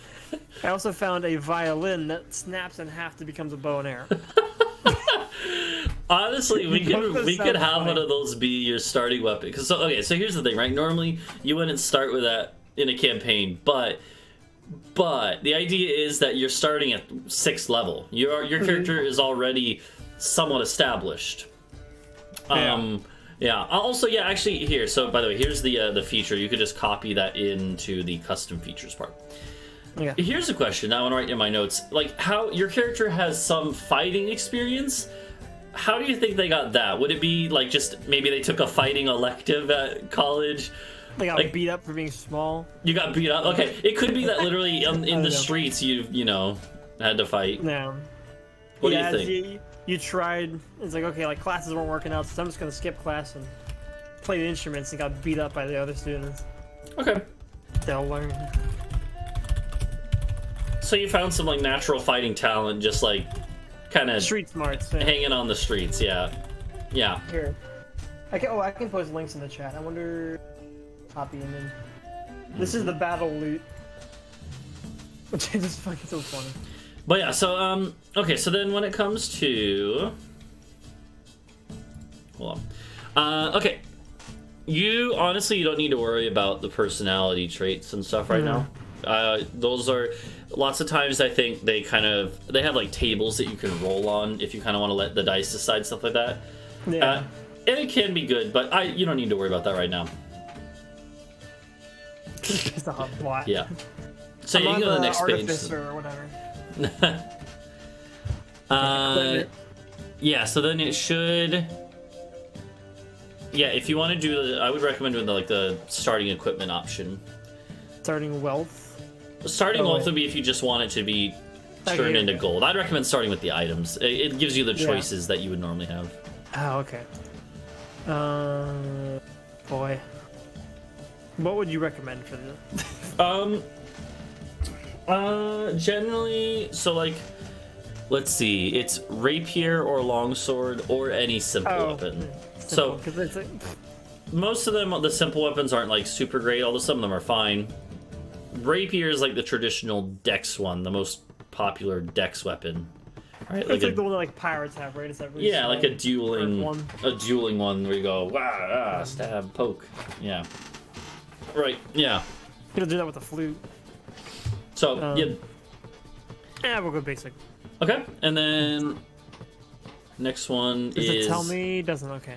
Yeah, I don't remember what's in those, but they're both, it's like basic equipment in both cases. I feel like they would have given me a diplomat pack. It's like, yeah, that would make sense. You know, entertainment experience. We'll give you the stuff to actually do the work. And a loot, or I assume I picked from the ones like the 5 that I have. Yeah, exactly. What would be the starter? All right. This is where it's you pull off the end of it. It's a knife. This is where, again, if you wanted to have your, I'm probably gonna have you start with like one like pretty good magic weapon. So if you wanted it to be like a magic weapon instrument, instrument. that could work. If you wanted it to be an instrument weapon. in that case, just pick whichever one you would want that to be. Yeah, But, all right. I guess chat can't see the options, but so what do I have? I had drum, dulcimer, flute, viol, and yeah, there's 5. Yeah. Drum, flute, viol. Oh no, it's just 4, right? Oh, yeah, yeah, just 4. 4. Just 4. So, which of those 4 should we go with? Yeah, chat. What do you guys think?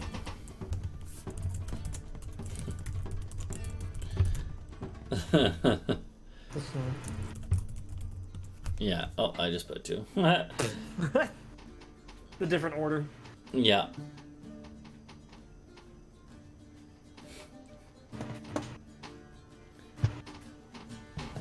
Or you're like 30 seconds now, just like RNG.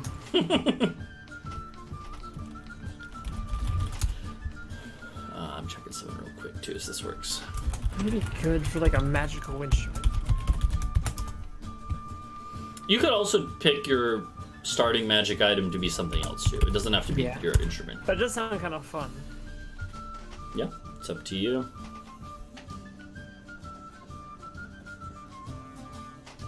We'll do the viol, because that's like the starter. He made the strings. Okay. Yeah, I'll go with that. Okay, yeah, that works. And instruments are generally expensive, right? So it would make sense that you'd have one as your main one, and then you maybe rented or borrowed other ones. Yeah. Okay, so then that is. Don't worry about spells right now. Okay. What's the next one? Feats? Feats. Don't worry about that one right now. I don't even have any options there.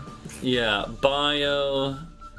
This is up to you. All this stuff. I'll flush that out later. Yeah, including I guess your name you have until tomorrow to figure out.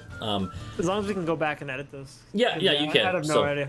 So then just hit next then, and then apply changes, and you should be good. So then, that is to make your character level 1. Then we have to level them up to 6. Oh dear. But it shouldn't be too bad. Generally, this will be a little quicker.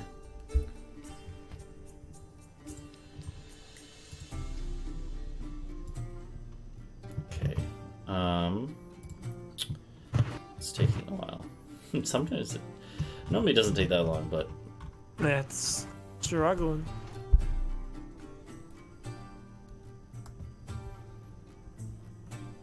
okay.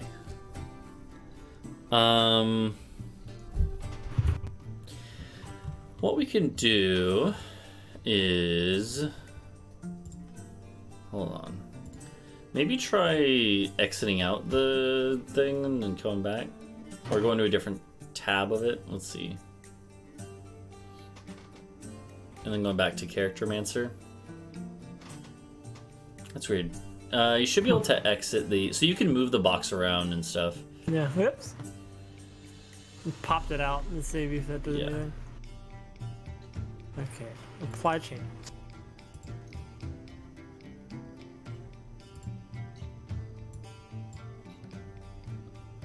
Does not... Oh, hold on. Wait, I know. I think I know what happened. Hold on. Oh, maybe not. Huh, that's weird. I have not had this issue before.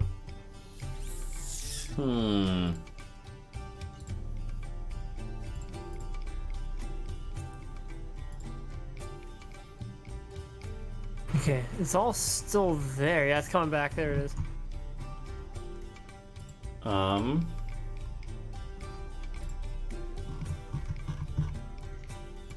Yeah, does it let you... Those are there.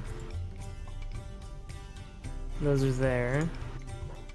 Didn't do anything for abilities. We lost background stuff though. Huh. Oh yeah, we did. Equipment's there. We didn't do anything beyond that. I remember there were 4 things. Yeah, so you had proficiencies with 2, 3, performance and acrobatics. Yeah. And then you had disguise kit for tool proficiencies. Which would be under, like, was it tech, I think? Think so? Yeah, disguise kit. Performance. And then that was the... Oh, what was the fourth one there? Drums, I think? Or dulcimer? I think it was dulcimer. Yes. Okay. Custom background features was... Yeah, the thing I copied to you in Discord. Oops. Yep, there you go. That's it. Wrong paste. That's fine. Okay. And then everything else, Next. Class equipment. Next. Okay, so the spell showed up. I'll just hit next. Feats. Next. Oh, it's probably because we skipped ahead and didn't wait for the next. So hit next. No idea. There we go. Okay, now apply changes has all this info. Oh, it worked. Okay, so then in that case, now there's a red bar. Okay, it's because when on the applied changes screen there was no info there. Yeah. Okay. I went ahead and did it. So now you have the character sheet, right? Yes. Okay. Cool. So. Except for some reason it's a popped out window, but it's saved, so I should be able to pull it Yeah, if you up. just exit it and then go back in Roll20. So. So for this now. There we go. Yeah. What is our bards? Aren't they a D8 for hit dice? They are. So your hit point should actually be 9, not 8. I don't know why it has the wrong. I was like something. Yeah. So you just change that. Hit. Yeah, and the maximum too. Yeah, and so now I can actually see what changes you're making, and you can see what changes I make. So, Okay. this is where it gets this is a little easier. So, let's see. Give me a second. If you scroll down, you can actually see all your gear that it starts you with, and so you can see the type of stuff that you start with from your diplomat's pouch. It's like a map case, right? Fine clothes. So like you have your normal clothes. Then you also have like fine clothes you can change into for fine occasions. Ink in it, pen, right? So paper, perfume, stuff like that. So Soap. yeah, so just kind of some various things that might be helpful, right? Yeah. Yeah, you have. Okay, so then the question then becomes. Actually, let me look at some. Okay. Yeah. So yeah. So, would you rather... There is a way we can go through the Character Mancer to level up, or the quicker way would probably be just to manually kind of add the stuff. Which one do you prefer? We can manually add it if you know what you're doing. Yeah, so what we'll do is we'll just go based off of... Tell me what to do, yeah. Yeah, so what we'll do first is we'll calculate your HP. So... the way it'll work is that since your con modifier is +1, Okay. then you'll get +1 for every level automatically. But before we add that all up, then you also each level get to decide whether or not you want to take the average roll or roll for your HP. So, in other words, you see right here where I hit dice below your HP. There, yeah. Yeah, so your hit die is a D8. So, Okay. in other words, and that's what you use. Hit dice have a game mechanic to like recover HP during short rests. But beyond that, the D8 is what your die is that you increment your health by. So, in other words, every time you level up, you get to choose. I can either roll an 8-sided die and add that to my HP for this level. Or you can take the average, which it's an even number, so it doesn't really average, but it rounds up to 5. So you can either take a 5 every level, guaranteed just 5, or you can roll to try and get higher than that, ideally. Yeah. Well, So- what's the max then? Is it? So it'd be 1 to 10? 8, right? 8. So yep. Never mind. I'm stupid. No, you're good. So yeah, so you could just take the average for a level, which would give you 5 HP guaranteed, or you could try to roll, which might, is more likely to end up lower, but you might get an 8, and then, Boom. I feel like the 5 is safe. At least for the first ones. You get a good baseline. Oh yeah. So if you want to do that, we can 30 add. then. Yeah. So it would be well. So you already start with the first level, so then it would be 25 plus for 5 level ups, right? 25 plus you get the extra 5 from con, so it would be 30 overall. Mm-hmm. Okay.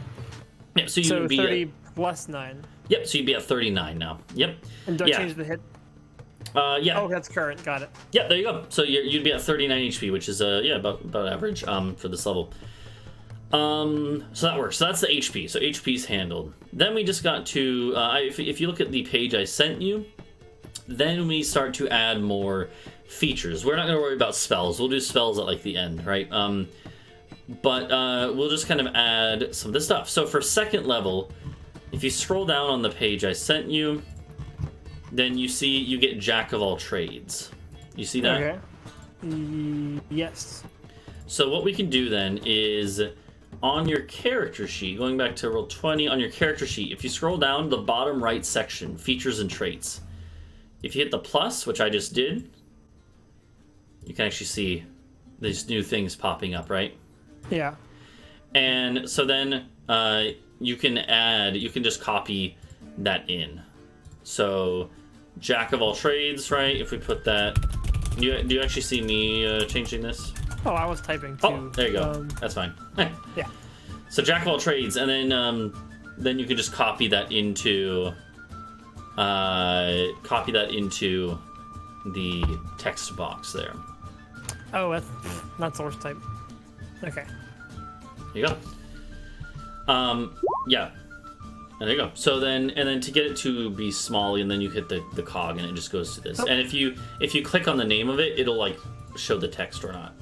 Ah, okay. You can do that with your other things too, right? So like, yeah. Nice. Okay, and then the next one, which is Song of Rest. Here, I'll copy that one for you. So, Song of Rest. Oh, Song of Rest. So there you go. So that one. So Jack of all trades, if you look at, is you get to add half of your proficiency bonus to any checks you make, and I can actually set that up in a second to automatically do that. So basically, yeah. So that means is like all you see the list of skills towards the left, right? Yes. Yeah. Oh, I just realized the cameras are frozen. Hold on. Okay. So the ones that have check marks are the ones that you're proficient in, right? Yeah. But then you have stuff like religion, where you have a -1 because it's intelligence based and you're not trained in it. So I'm not intelligent. But with this, the Jack of all trades, the idea is that normally it'd be -1, but you add half of your proficiency bonus. If you at the very top left-ish, you can see your proficiency bonus is 2. So you would just half that to 1. So a religion check would actually just be flat. No, it'd be 0 instead of -1. Nice. So actually you have all zeros then. Mm-hmm. Yeah, you don't have anything below that. And so I'm actually going to see... Hold on, don't worry. I'm going to see... What? Yeah, don't worry about this. I know there's a way to do it here. I know there's a way to do Jack of all trades. Proficiency bonus... Oh, god damn it. Hold on. Yeah, that's proficiency bonus.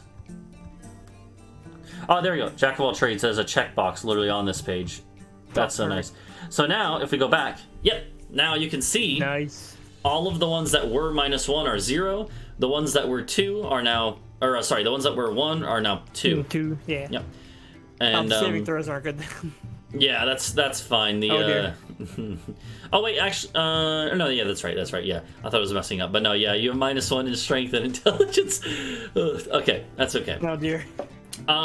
So, hold on.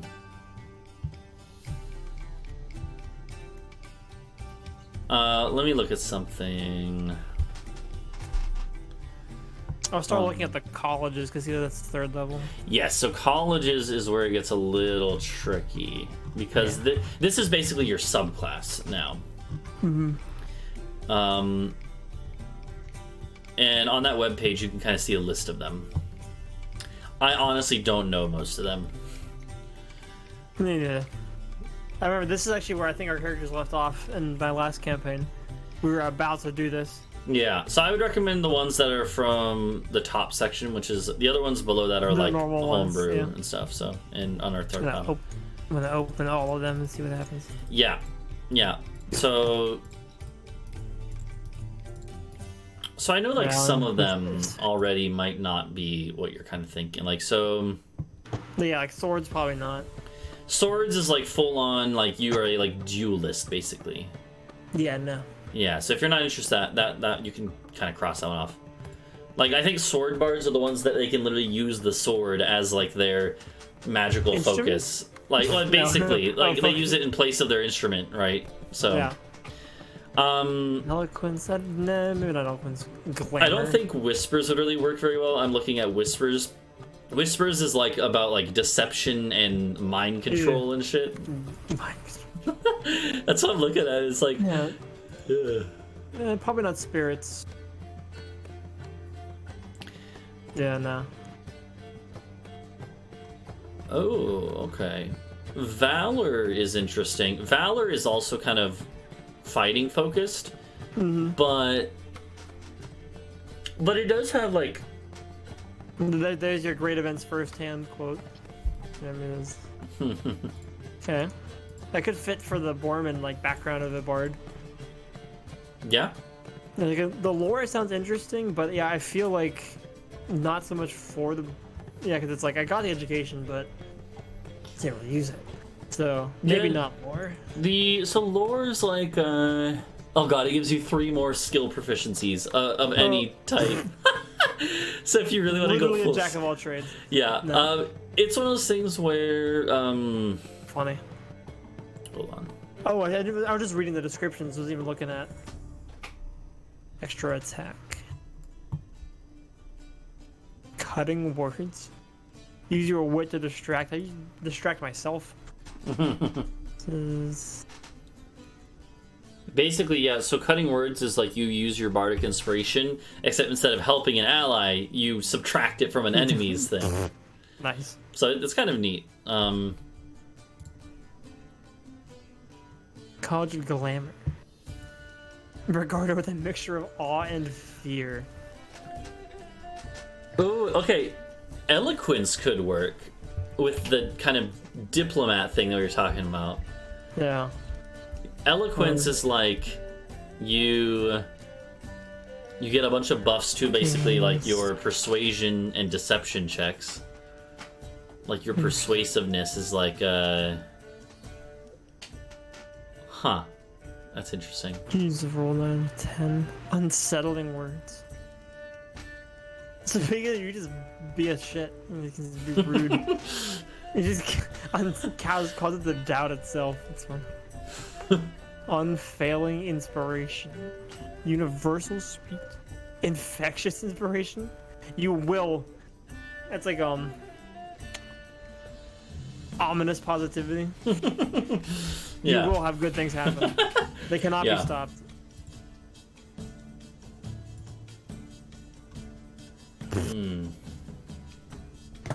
Creation. Yeah, I don't like creation. Not so much. That's a lot to it. We'll just. Yeah, creation is very extra. Depth.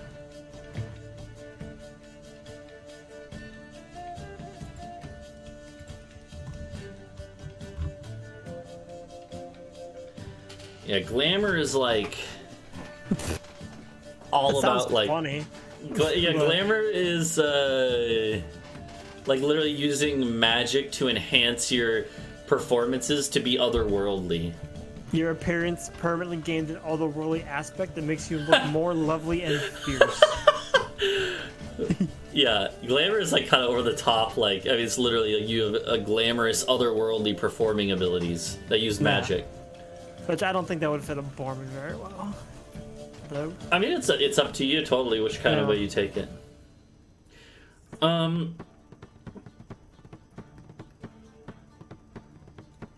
let's see, lore. Like honestly, so lore. You said like lore could totally work. Bits of knowledge. Let's see.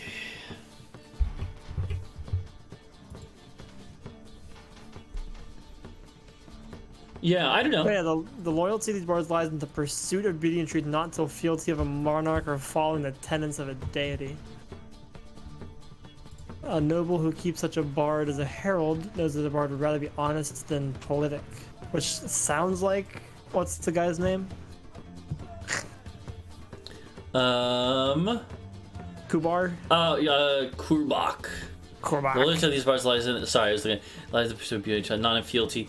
Nobody keeps such a knows the barber that would be. Yeah, I mean honestly, it's one of those things that Kurbak, like there was like when your character met him, there definitely would have been an understanding on both sides that he wants to use you for the benefit of his people, but he also respects that your character is driven intrinsically, right? Yeah. So that like that could still work for that. Oh god, I just realized my camera messed up again. You know, I'm not even gonna worry about it. I was about to mention that. Yeah, I'm just like staring at the chat. That's fine. That's fine. I'm just... Yeah, there we go. Hello, chat. Starting at 14th level, we can village.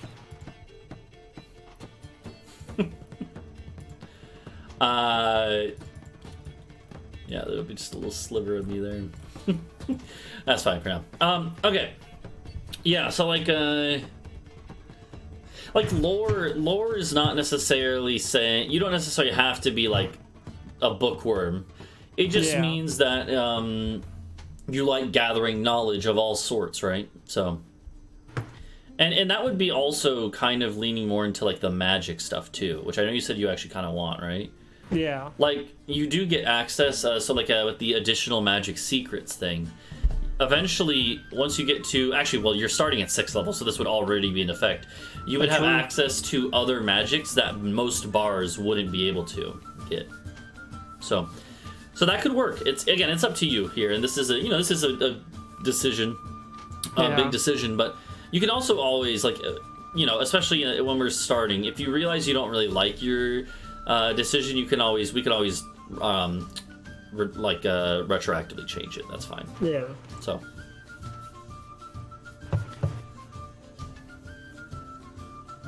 Let's see. Yeah, I'm torn between eloquence and lore, and like glamour just there is like it'd be funny, but I definitely think like lore and eloquence would be like I think the best fitting one of those. Yeah, I think I agree. The unfailing inspiration and universal speech sounds kind of fun. Yeah, it would be. Eloquence is really like Eloquence is really leaning into the idea that your character is very good at like speaking persuasively, right? Yeah, and inspiring. High rolled with charisma, so that's like. Yeah, and lore, on the other hand, is much more like your character is, even though they aren't like high intelligence or anything, they have like trained themselves diligently. They're driven by knowledge, right? So both of these could work, right? It would just be which one you want to kind of lean into more. So. Straight illusion magic could also be very useful in all caps. Yeah. That was the glamour one then? I just send it to the illusion magic. But you could also just take like illusion spells too, in any case, right? You could just take kind of illusion magics. Which the lore would help with that. Yeah, it's up to you. Yeah. Oh dear.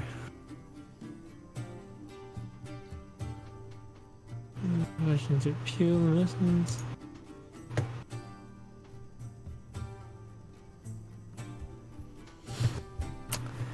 This is a tough one, yeah.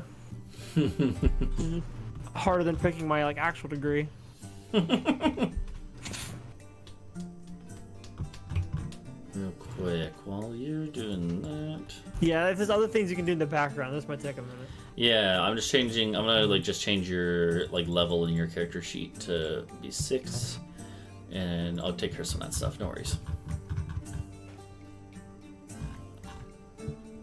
And how many?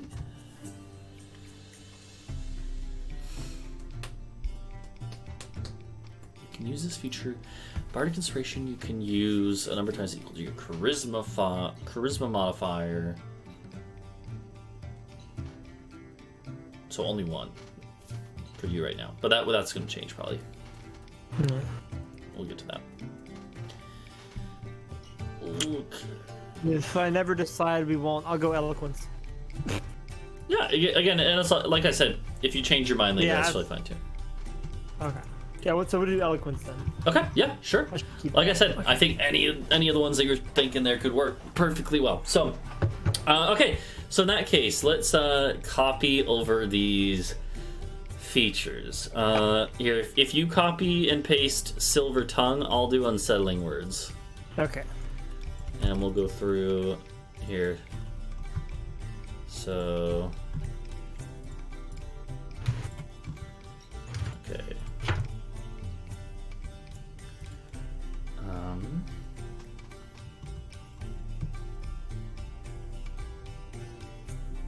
Oops. Here. So when it's like this, then you can. I think it should. Yeah. Oh, I have to enter it, then do it. There we go. Oh yeah. Okay, there you go. And then I'll do unsettling words. And then we have two more. Because you get a lot. Unfailing inspiration you can do, and then I'll do universal speech. Okay. I'm gonna take notes. Okay, enter. Oh. And universal speech.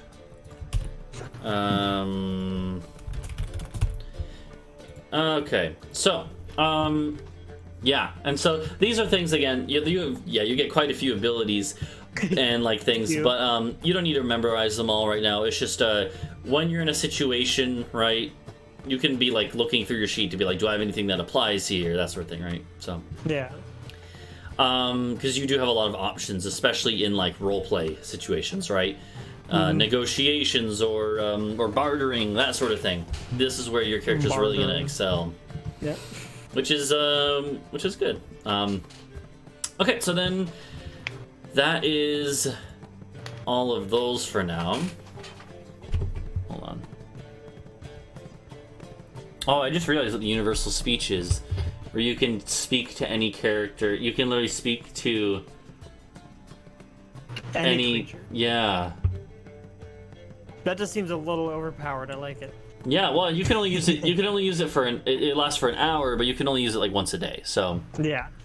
But you can actually no, you can use it more than once a day if you use spell slots. But it is that is still really cool though. So that's like if you're in a situation where none of you speak the language with whatever is facing you, right?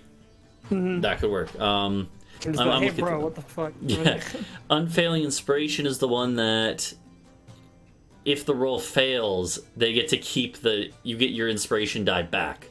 That's so good, actually. That means that, like, yeah, that means you only burn it once it's used and it's successfully. Yeah, okay. Unsettling words is the one where you. Oh, that's okay. That's the one where you make a creature doubt itself. Yeah, the reverse inspiration. Yeah, but it only works for saving throws, mind you. So it doesn't work for like it doesn't throw off their attacks. It only throws off their saving throws. So in other words, a good time to use this would be if you know that they're about to have a spell launched at them, or like try to take control of their mind, or if they have a spell that is about to affect them, they're going to make a saving throw. You could do this and be like, haha, and throw them off balance, mentally speaking, and then they'll, they might fail. So interesting. And then the silver tongue thing is with persuasion and deception, the lowest you can roll is a 10. Mm-hmm. It's basically what that means. It means if you roll an 8, it is treated as if it were a 10. So just remind me of that if it comes up. If there's if I ask you for a persuasion check and you roll really low, just remember you have this ace in the hole. It's like haha. Haha. So not only is it treated as a 10, by the way, but then you add your bonus, which currently would be 4. So yeah. Oh, shit. Yeah, so yeah, your bonuses, by the way, for skills, they went up. A lot of them were 3 before. Oh, they're 4. Yeah, the reason they're 4 is because your proficiency, since I changed your level to be 6, which it is, you now have 3 proficiency bonus instead of 2. So sweet. So yeah, the other things for you are. So if we go back to the normal bard page, you get the college, but you also get Oh, geez. Okay. Oh. So after this, you also get expertise. Oh dear. So what expertise is now 2 of your skills that you're proficient in are actually now going to be double proficient. What the fuck? So like a 4 would become an 8? No, it wouldn't become an 8, but it would become a 7 because you're adding another 3 on top, right? Oh, gotcha. Yeah, so still, I can change that in the sheet, by the way. You just have to let me know which of those that you're proficient in do you want to have be more proficient. Jesus. It's like, is there a, like, I can't think of, like, the right word, but, is there a point you could overload? Like, if I took one of the 4s and made it a 7, would that be too much? No, like, there's no way to be too good at something, right? Like, eventually you'll have, like, eventually in some of your skills, you'll have, like, plus 11 or 12, maybe. Oh, and okay. It just means that you are ridiculously good at this, right? To put it in perspective, right? Here's a good way to conceptualize it, right? It's like the average human, like, or whatever, like, sentient, like, creature, right? Is, like, 10s across the board. So the average roll for them is like a 10 flat, right? If you have a plus 7 in something, that means the worst you could ever possibly do is an 8. You roll a 1 plus 7. I see. Okay. So, and the best you could do is a 27, which is way above the average, right? That was the thinking, is like, you know, you have like an attack roll, D20 plus 1, you know, just a lot. But... Yeah. Oh, for this makes though, more sense. Yeah. So as far as your skills though, not roll below 10. Which of the that is true. What Xyle is saying is that I was just thinking. I think persuasion might be a good one because it's like, whether I use it a lot, it would come very in handy. It means that if you ever rolled below a 10, it gets treated like a 10 plus 7. The lowest you could ever roll is 17, 17. which is like a really good check. So I like that. Okay, so we'll buff persuasion. And okay. I get a second one. Yeah, the second one. And I'll change that in a second. Yeah. So acrobat. So the 4s are acrobatics, insight, perception, performance.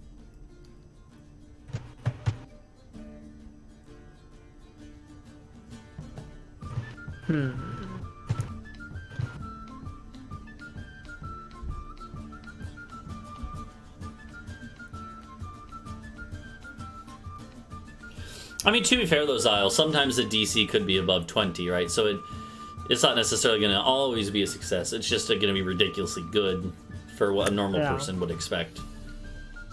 So. Perception or performance? I think it might become between perception or performance.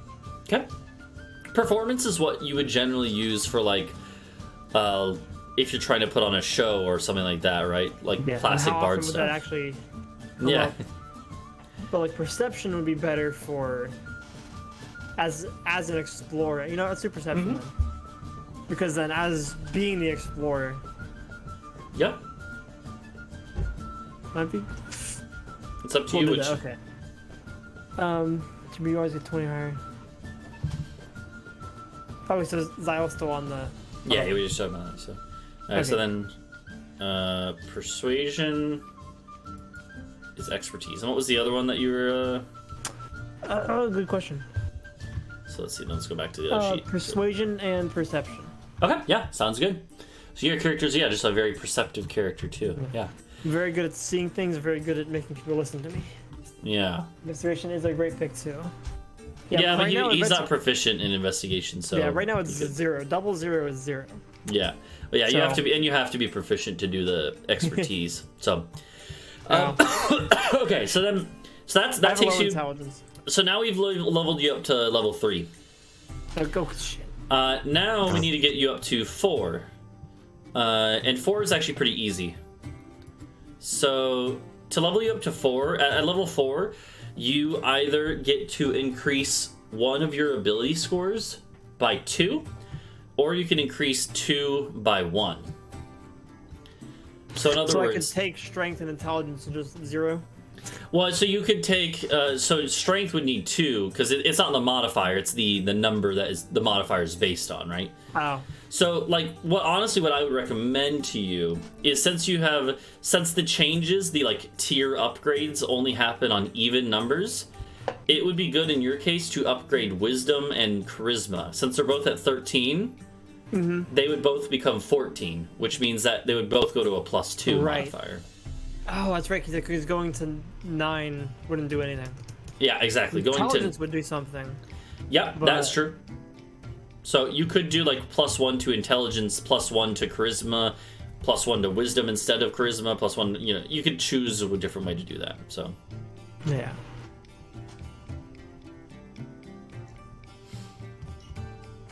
So it's up to you there.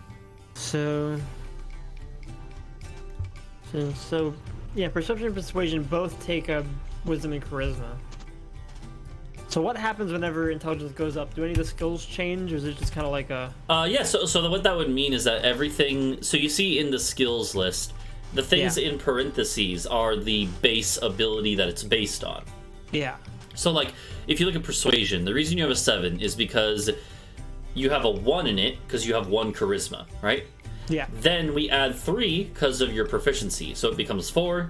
And then we add 3 again because of your expertise. That's how you get 7.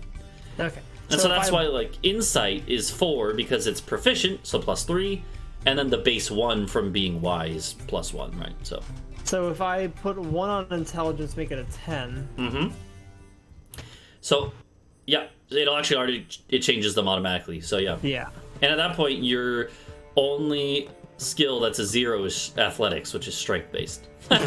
Fair. And it's Athletics is important in some situations, obviously, but it's like everything else at that point you have a bonus in. So yeah. So that way I have something in Investigation. We'll make Xylo happy. Yeah. Then you have a +1. I do like the idea. It's just I need the proficiency in it.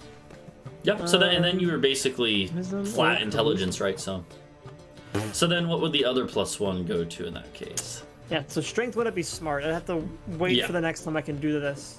Honestly, I would recommend... It's one of those things with Strength where, realistically, it's fine to have one bad stat. Magic and shit, yeah. Yeah. So, Wisdom or Charisma? Which would be better, Wisdom or Charisma? So, Charisma is what your spells are based off of, is what I will say. Yeah. And you can always upgrade your Wisdom next time you get another stat increase, which happens at 8th level. So, in a couple levels, you'll actually be able to do more of this if you want to. So, okay. So, I would recommend Charisma, but... I'll go full Charisma. Okay. Yeah. So then, and that makes your Persuasion even higher too. I get an 18 for Persuasion. Yeah. 18 is the lowest you can roll for Persuasion now. But yeah. So okay. So that brings it up to level 4. We only got 2 more to go, and then we'll be done. 5. Well, then we kind of got over spells, but we'll talk about that. That shouldn't be too bad. Okay. So at level 5, your Bardic Inspiration die goes from a D6 to a D8. So actually, here's what I'm gonna do. Oh yeah, and you have 2 of them now because your Charisma modifier. Ooh. Why won't it let me? Oh, there you go. So yeah, your Bardic Inspiration die is a D8. The other thing you get is this Font of Inspiration. Here, I'll so just... like Times New Roman. No, it's it means like a source of inspiration. So I'll put it. I'm gonna copy it in there, and the features list. You can see it there. It's pretty simple. It just means that normally you get your inspirations back on a long rest. Now you can do it on a short rest too. So that's all. Sweet. So pretty simple, but just a good benefit. And then that's level 6. You actually don't get anything at level 7 as far as features. So, the thing that happens at level 7 is that you get access to more spells. So, yes. Wasn't Font 5? Oh, but we already did all the things for 6. Yep. So you're done. You're leveled up now. Yeah. The only other thing is... Oh, sorry. No, I was looking at 7, not 6. Yeah, no, you're right. So 6... Sorry, you're not. We're starting at 6. We're not going to 7. Yeah, we just did 5, which was the fonts. Yeah, so we did 5. Yeah. You have the Bard College. Oh, and Counter Charm. That's what I mean. I knew I was missing something. Counter Charm. Yeah, sorry. I'll copy that over too. So counter charm. Yeah, no. I scroll, or is it gonna? There we go. Counter charm. Musical notes is words of parody. Yeah, so basically you can play your instruments. It actually doesn't even have to be an instrument. You could be singing or giving a speech too, right? Any type of performance. And if you do that, you can give resistance to charm, basically. Nice. So, you're silenced. Yeah. So they have to be able to hear it, right? Yeah. So that's the thing, like, just keep that in mind, right? Again, that's not going to be relevant most of the time, right? But if you're ever in a situation where there's some sort of creature trying to charm you guys magically, like a siren or something, right? Just remember, you have an option against that. So, okay, so then that's that. And then the other thing you got at 6 was the universal speech as well, which we already added. Yes. So. Yep. Yeah, so that's that. Then we have spells. So what I would say for spells, we're not going to do. I think we'll just hold off on spells for now. Okay. To do some research. Yeah, I think I'll let you do this on your own time. Okay. Which before tomorrow. At what time?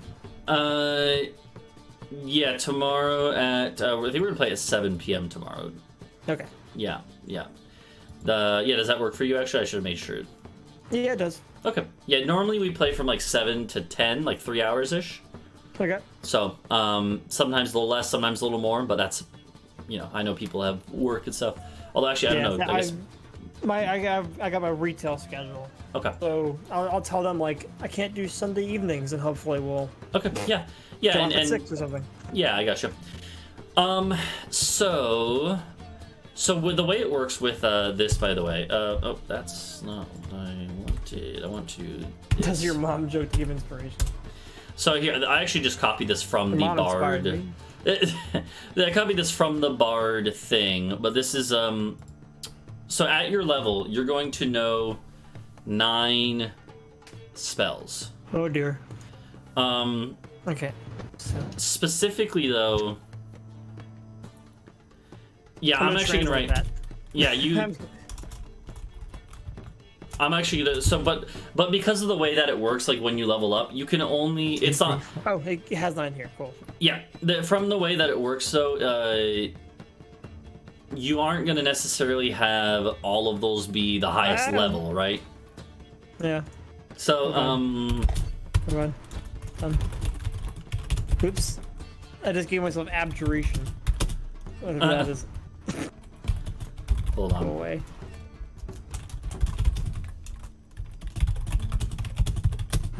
Okay, I guess I gotta.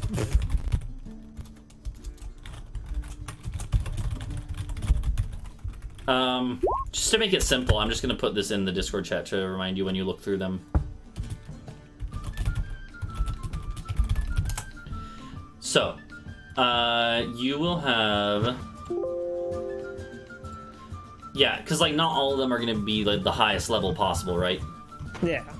Oh, you also, you also get 3 cantrips. Cantrips are like the free spells that you can always do. Yeah, I vaguely remember those. Yeah. So what I would recommend is that, because basically I'm like, we've been doing this for a while. I'll let you look through. You can find, if you just look up online, you can look up like Bard spells, right, and find all the lists of spells that Bards have access to. Because the way that like D&D Magic works is not every class gets access to the same spells, right? So, also I just realized this is weird. My camera hasn't been frozen, but yours is now. That doesn't make any sense. What the heck? I thought we left it there because it was funny, just me staring at it. That is funny, but it shouldn't be doing that. That's very weird. Cantrip. What is VSM? So VSM components is like the types of components that you need to do the spell. Vocal, so voice is V. Somatic, as in body movement, is S, and then M is material. So some spells need certain things. So as far as when you add your spells, by the way. Yeah, I accidentally broke the form a little bit. No, it's fine. Yeah, I can fix that. So what I would recommend is not like manually adding them. But yeah, if you ever need to delete anything, you see this lock icon? At the, there it is. Yeah, so if you click on the... Yeah, and then you could delete it. If you hit that red... Okay, it did. Well, so wait, here, let's go down to the... Oh, yeah. Okay, there you go. Yeah, you go. Yeah. So, Okay. As far as, like... So, again, what I would recommend is go to, like, an external site and just look through the spells that sound good to you. And so I sent you this in Discord, but, like, you would only be able to get up to 3 level 3 spells, right? Okay. Up to 4 level 2 spells, and then the rest would need to be level 1.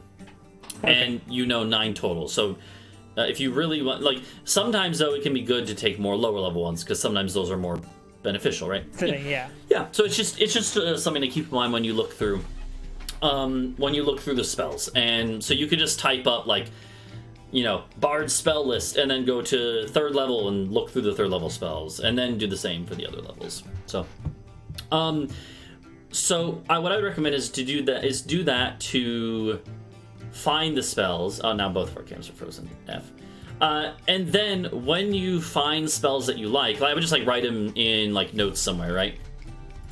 And then once you know which ones you want, if you go to on Roll20, you see the 3rd tab over at the top right, and so there's chat. Billy Goat says, "How about 11D's balls?" So there's the compendium. If you type in the name of a spell, let's type I don't know, minor illusion. That's one that, right? Minor illusion. And then what you can actually do, if you go back to the spell tab of your character sheet, if you exit out that box, you can just drag it straight from there, and then just drop it, and there you go. Oh, it's a cantrip. Okay. And now it shows up. Yeah, you don't have to choose that one. I'm just showing you how to do that. Oh, that's cast it. Whoops. Yeah. If you click on it, it'll cast it. When you hover over it, actually, if you want to see what it does without casting it, you could. Yeah, there you go. Yep. It takes a little bit to get. Yeah, it takes a little bit to get used to the UI, but yeah. So I would say like just tomorrow or later tonight when you have time, just go through some spells and look at them, right? But that's something you can do on your own. So I figured, we went a little over on what I expected, but I don't know. I guess my god, it's midnight. Yeah, it took a little while. To be fair though, it's if this is your first time making a character for kind of a long-term game, Yeah, because our last one was very like. Yeah. That's the word. It was quick. It wasn't like anything super in depth. You're just like, hey, I like that character. Cool. Yeah. So this was fun. Yeah, it is fun to make characters, and that's pretty much everything. So now it's more like just at this point, getting used to role playing them, and also getting used to what their abilities do when you're in. So if you want to get back to the main sheets, core. Yeah, there you go. Mm-hmm. Okay, and I can just close this. I don't see if I can apply. That should be good. And then the only other thing is, the very last thing we should do is, what do you want your magic item to be? It could be like a magic sword, a magic weapon, could be better armor. We're gonna do an instrument. If you wanted to do an instrument, that works. Why not the viol? Okay. So like fun. Yeah. So you would want maybe the let's see. So you want like a magic viol that like turns into like a bow or something. What is the magic first off? The what? So what would the magic instrument do? Yeah, so it's up to you. That's an interesting. Okay, hold on, let me look at this. So there is a thing called an instrument of the bards, which are made for bards. And hold on. So if you wanted, I could actually mock up. I probably need to do this later, before the session, like sometime tomorrow. There are like specific magic instruments that have unique properties, and if you want, I can make one of those for you. That would be fun. Yeah, it would be. The idea is that it would be a magic, in your case, viol. Like, actually, I'm looking. So there are ones that are in the book, right? Control weather. Yeah, yeah. There are ones like Firestorm. Jesus. Here, let me show you. Legend. So do you see the? Yeah. Oh so... yeah, that's the same side I had. Okay, yeah. So there are like the ones that you see there are like ones that are named and are used in. They're in like the the Dungeon Master's Guide, right? But I can make one. There's no viol there, which is what I was checking. But I could just make there be a viol that is along the same lines, right? Interesting. So, but yeah, it's like, so it would have like one of the spells, and like would I pick which one based off of? So it would. It would actually be. Well, so that's the interesting thing. So you see how it says all, and then all those spells. Yeah. These things are actually pretty powerful, because when it says all, it means every one of the custom ones there gets all of the ones under that first bar. So every single one of them has fly, invisibility, levitate, protection from evil and good. And then they also get all of the ones listed with them. Ooh. So your instrument would probably have 6 or 7 spells. Jesus. Yeah. And I believe, let's see. You only get to use each spell once per day, but that's still a lot of options you get. Good, yeah. Yeah.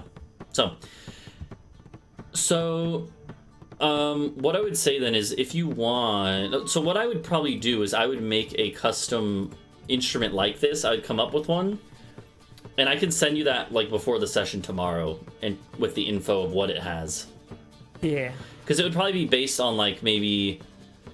Well, actually, okay, so I guess here's the thing. Would you want it to be one that maybe your character made? That is possible. Or it could be something they found, you know? Yeah. Well, I mean, the backstories that came from like a smithy, right? It's like they could be like, we built the instrument with the stuff we learned from the college. It could also be that like maybe they found. What about an instrument you could place spells into up to 6, like a spell battery? A spell battery. Oh, wait, you could have like a 6-stringed instrument. Each string is a different. Yeah, how many strings does real complicated. How many strings does a viol have? 4.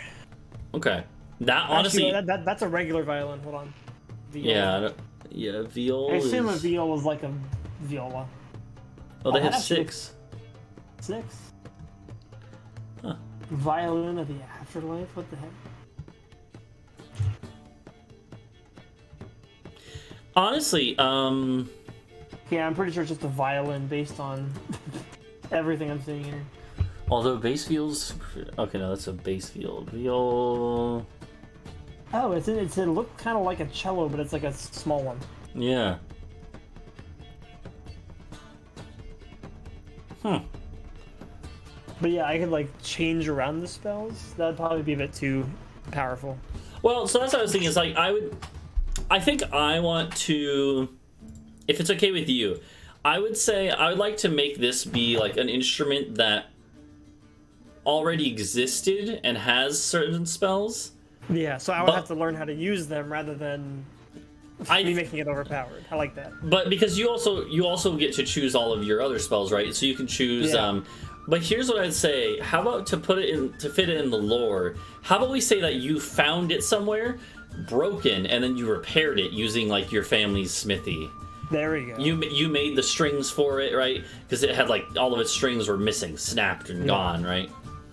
I like the idea that your character has this instrument, and that's what inspired me to go to the college, whatever. Yeah, and it's a thing that like your character, and it could be even that this is how they learned about how to use magic. Yeah. And they don't even know necessarily, like, you know, it awoken something inside them, you could say. I like the idea that they know it's magical too, but they don't know much about it, like who made it, right? They're like, what's this string do? Fireball. Yeah, but it could be, you know, it could be something that they have to eventually find out. It could lead to stuff eventually for you to figure out, to try and find who made this, right? It comes back into play in the last campaign day. Yeah, so it was broken, but found and repaired. It was broken but found, and I soon found out that I was the same. Yeah, and so you found it, you repaired it, you made new strings for it out of steel, and yeah, I like the idea that it's a viol that is normally a little big, so you would play. I was looking at viols. Apparently, normally they're placed on the ground, right? Yeah. But I like the idea that your character, since they're a boarman, even if they're not a super strong one, they're big enough that they can play it like a fiddle, like in their hands. Yeah. But anyways. It's hard to look at references because like all the artwork is either like it looks like a cello or there's somebody holding it playing it like a violin. Yeah. So it seems to not be a huge consensus on what it actually is. Yeah. Based on a quick. Yeah. All right. Well, yeah. I think so. I think that's it. So I would say before the session tomorrow, when you just have a few minutes, just go through the spells and find ones you like and just slap them in there. You can also change them out later. I think you're supposed to do it like every time you level up or something. So Fast friends, fear, 30-foot cone. It's fun. Mm-hmm. Yeah, this is gonna be a lot of work. I would say like generally when I do some of that, just look at ones like, oh, what sounds fun, and then look at see if it sounds good. Gift of gab. But yeah, so okay. Locate plants. Yeah. Tree. Well, yeah. So yeah, I'm excited to play tomorrow though. It should be really Same. fun. This would be. I don't know how I'm gonna be on like the whole like role playing side of stuff. I'm usually not the best at that. No, you're But good. everything else is exciting. We'll see what happens. Yeah. Gotta think of a name too, I guess. Those are in D&D bard name. Yeah. Don't play with that. As far as the and I also could just go with Helios. Helio, like, yeah, I don't know. Like, rank it's one of those things as well that I don't really have a set language for the boardmen as far as like what names they use. Like, Oh yeah, so I can just call like that and then one's in. probably like it's again probably the most similar thing would be like orc names in traditional fantasy, but you could also use anything. So, it's totally up to you. I will figure that out. Yeah, well, yeah. So I think that'll do it for now. Though I think we got your character. Yeah. Yeah. Oh, okay, orc names are funny. Yeah, there's some. Pig Doug. But yeah, yeah, it's a little late, so I don't know if you still wanted to do a Peggle race. Part of me, it's one of those things where it's like I want to, Yeah. but it is already midnight and I have roommates. So Yeah, I got you. I would, but I'm definitely playing it tomorrow because I need to fucking Tula win. Yeah. People are getting too close to sub hour. I gotta claim it. Chaos. Yeah. Oh wait, chaos magic instrument. Every time you do it, something random happens. Oh no. Oh god, OBS is not liking this. Yeah, I gotta fix my overlay for tomorrow too. Those are funny frames to stop on though. Yeah. Okay, well, chat. I think here's what I'll do. I'm gonna stop the stream in a second so that I have this VOD as one VOD that I can export easier. And then I'll probably go live again in a couple of minutes. I might take a quick little break. Then I might go live with some gaming. I'm not sure what, but yeah. But yeah, I guess that'll work though. So yeah, I've heard from everyone else too. So we should be good to play tomorrow. Tomorrow at 7 p.m. And we'll just basically do this what we did here, and I will start up a Discord call like this, you know. So. Fuck up. Sounds like a plan. Yep. All right. Well, I'm gonna hop out of voice call. Then feel free to also just DM me if you have any like questions about stuff. DM the DM. Yeah. Yep. So, yeah, I'll I think that'll do it. I'll see you later. All right, we'll see you. Go do a Magic Hat run. Yeah. Yeah. Maybe. Magic Hat is the best. Maybe I will. Okay. Don't listen to the propaganda chat. You know what's the best. Yeah. All right. I'll see you. See ya. Yeah.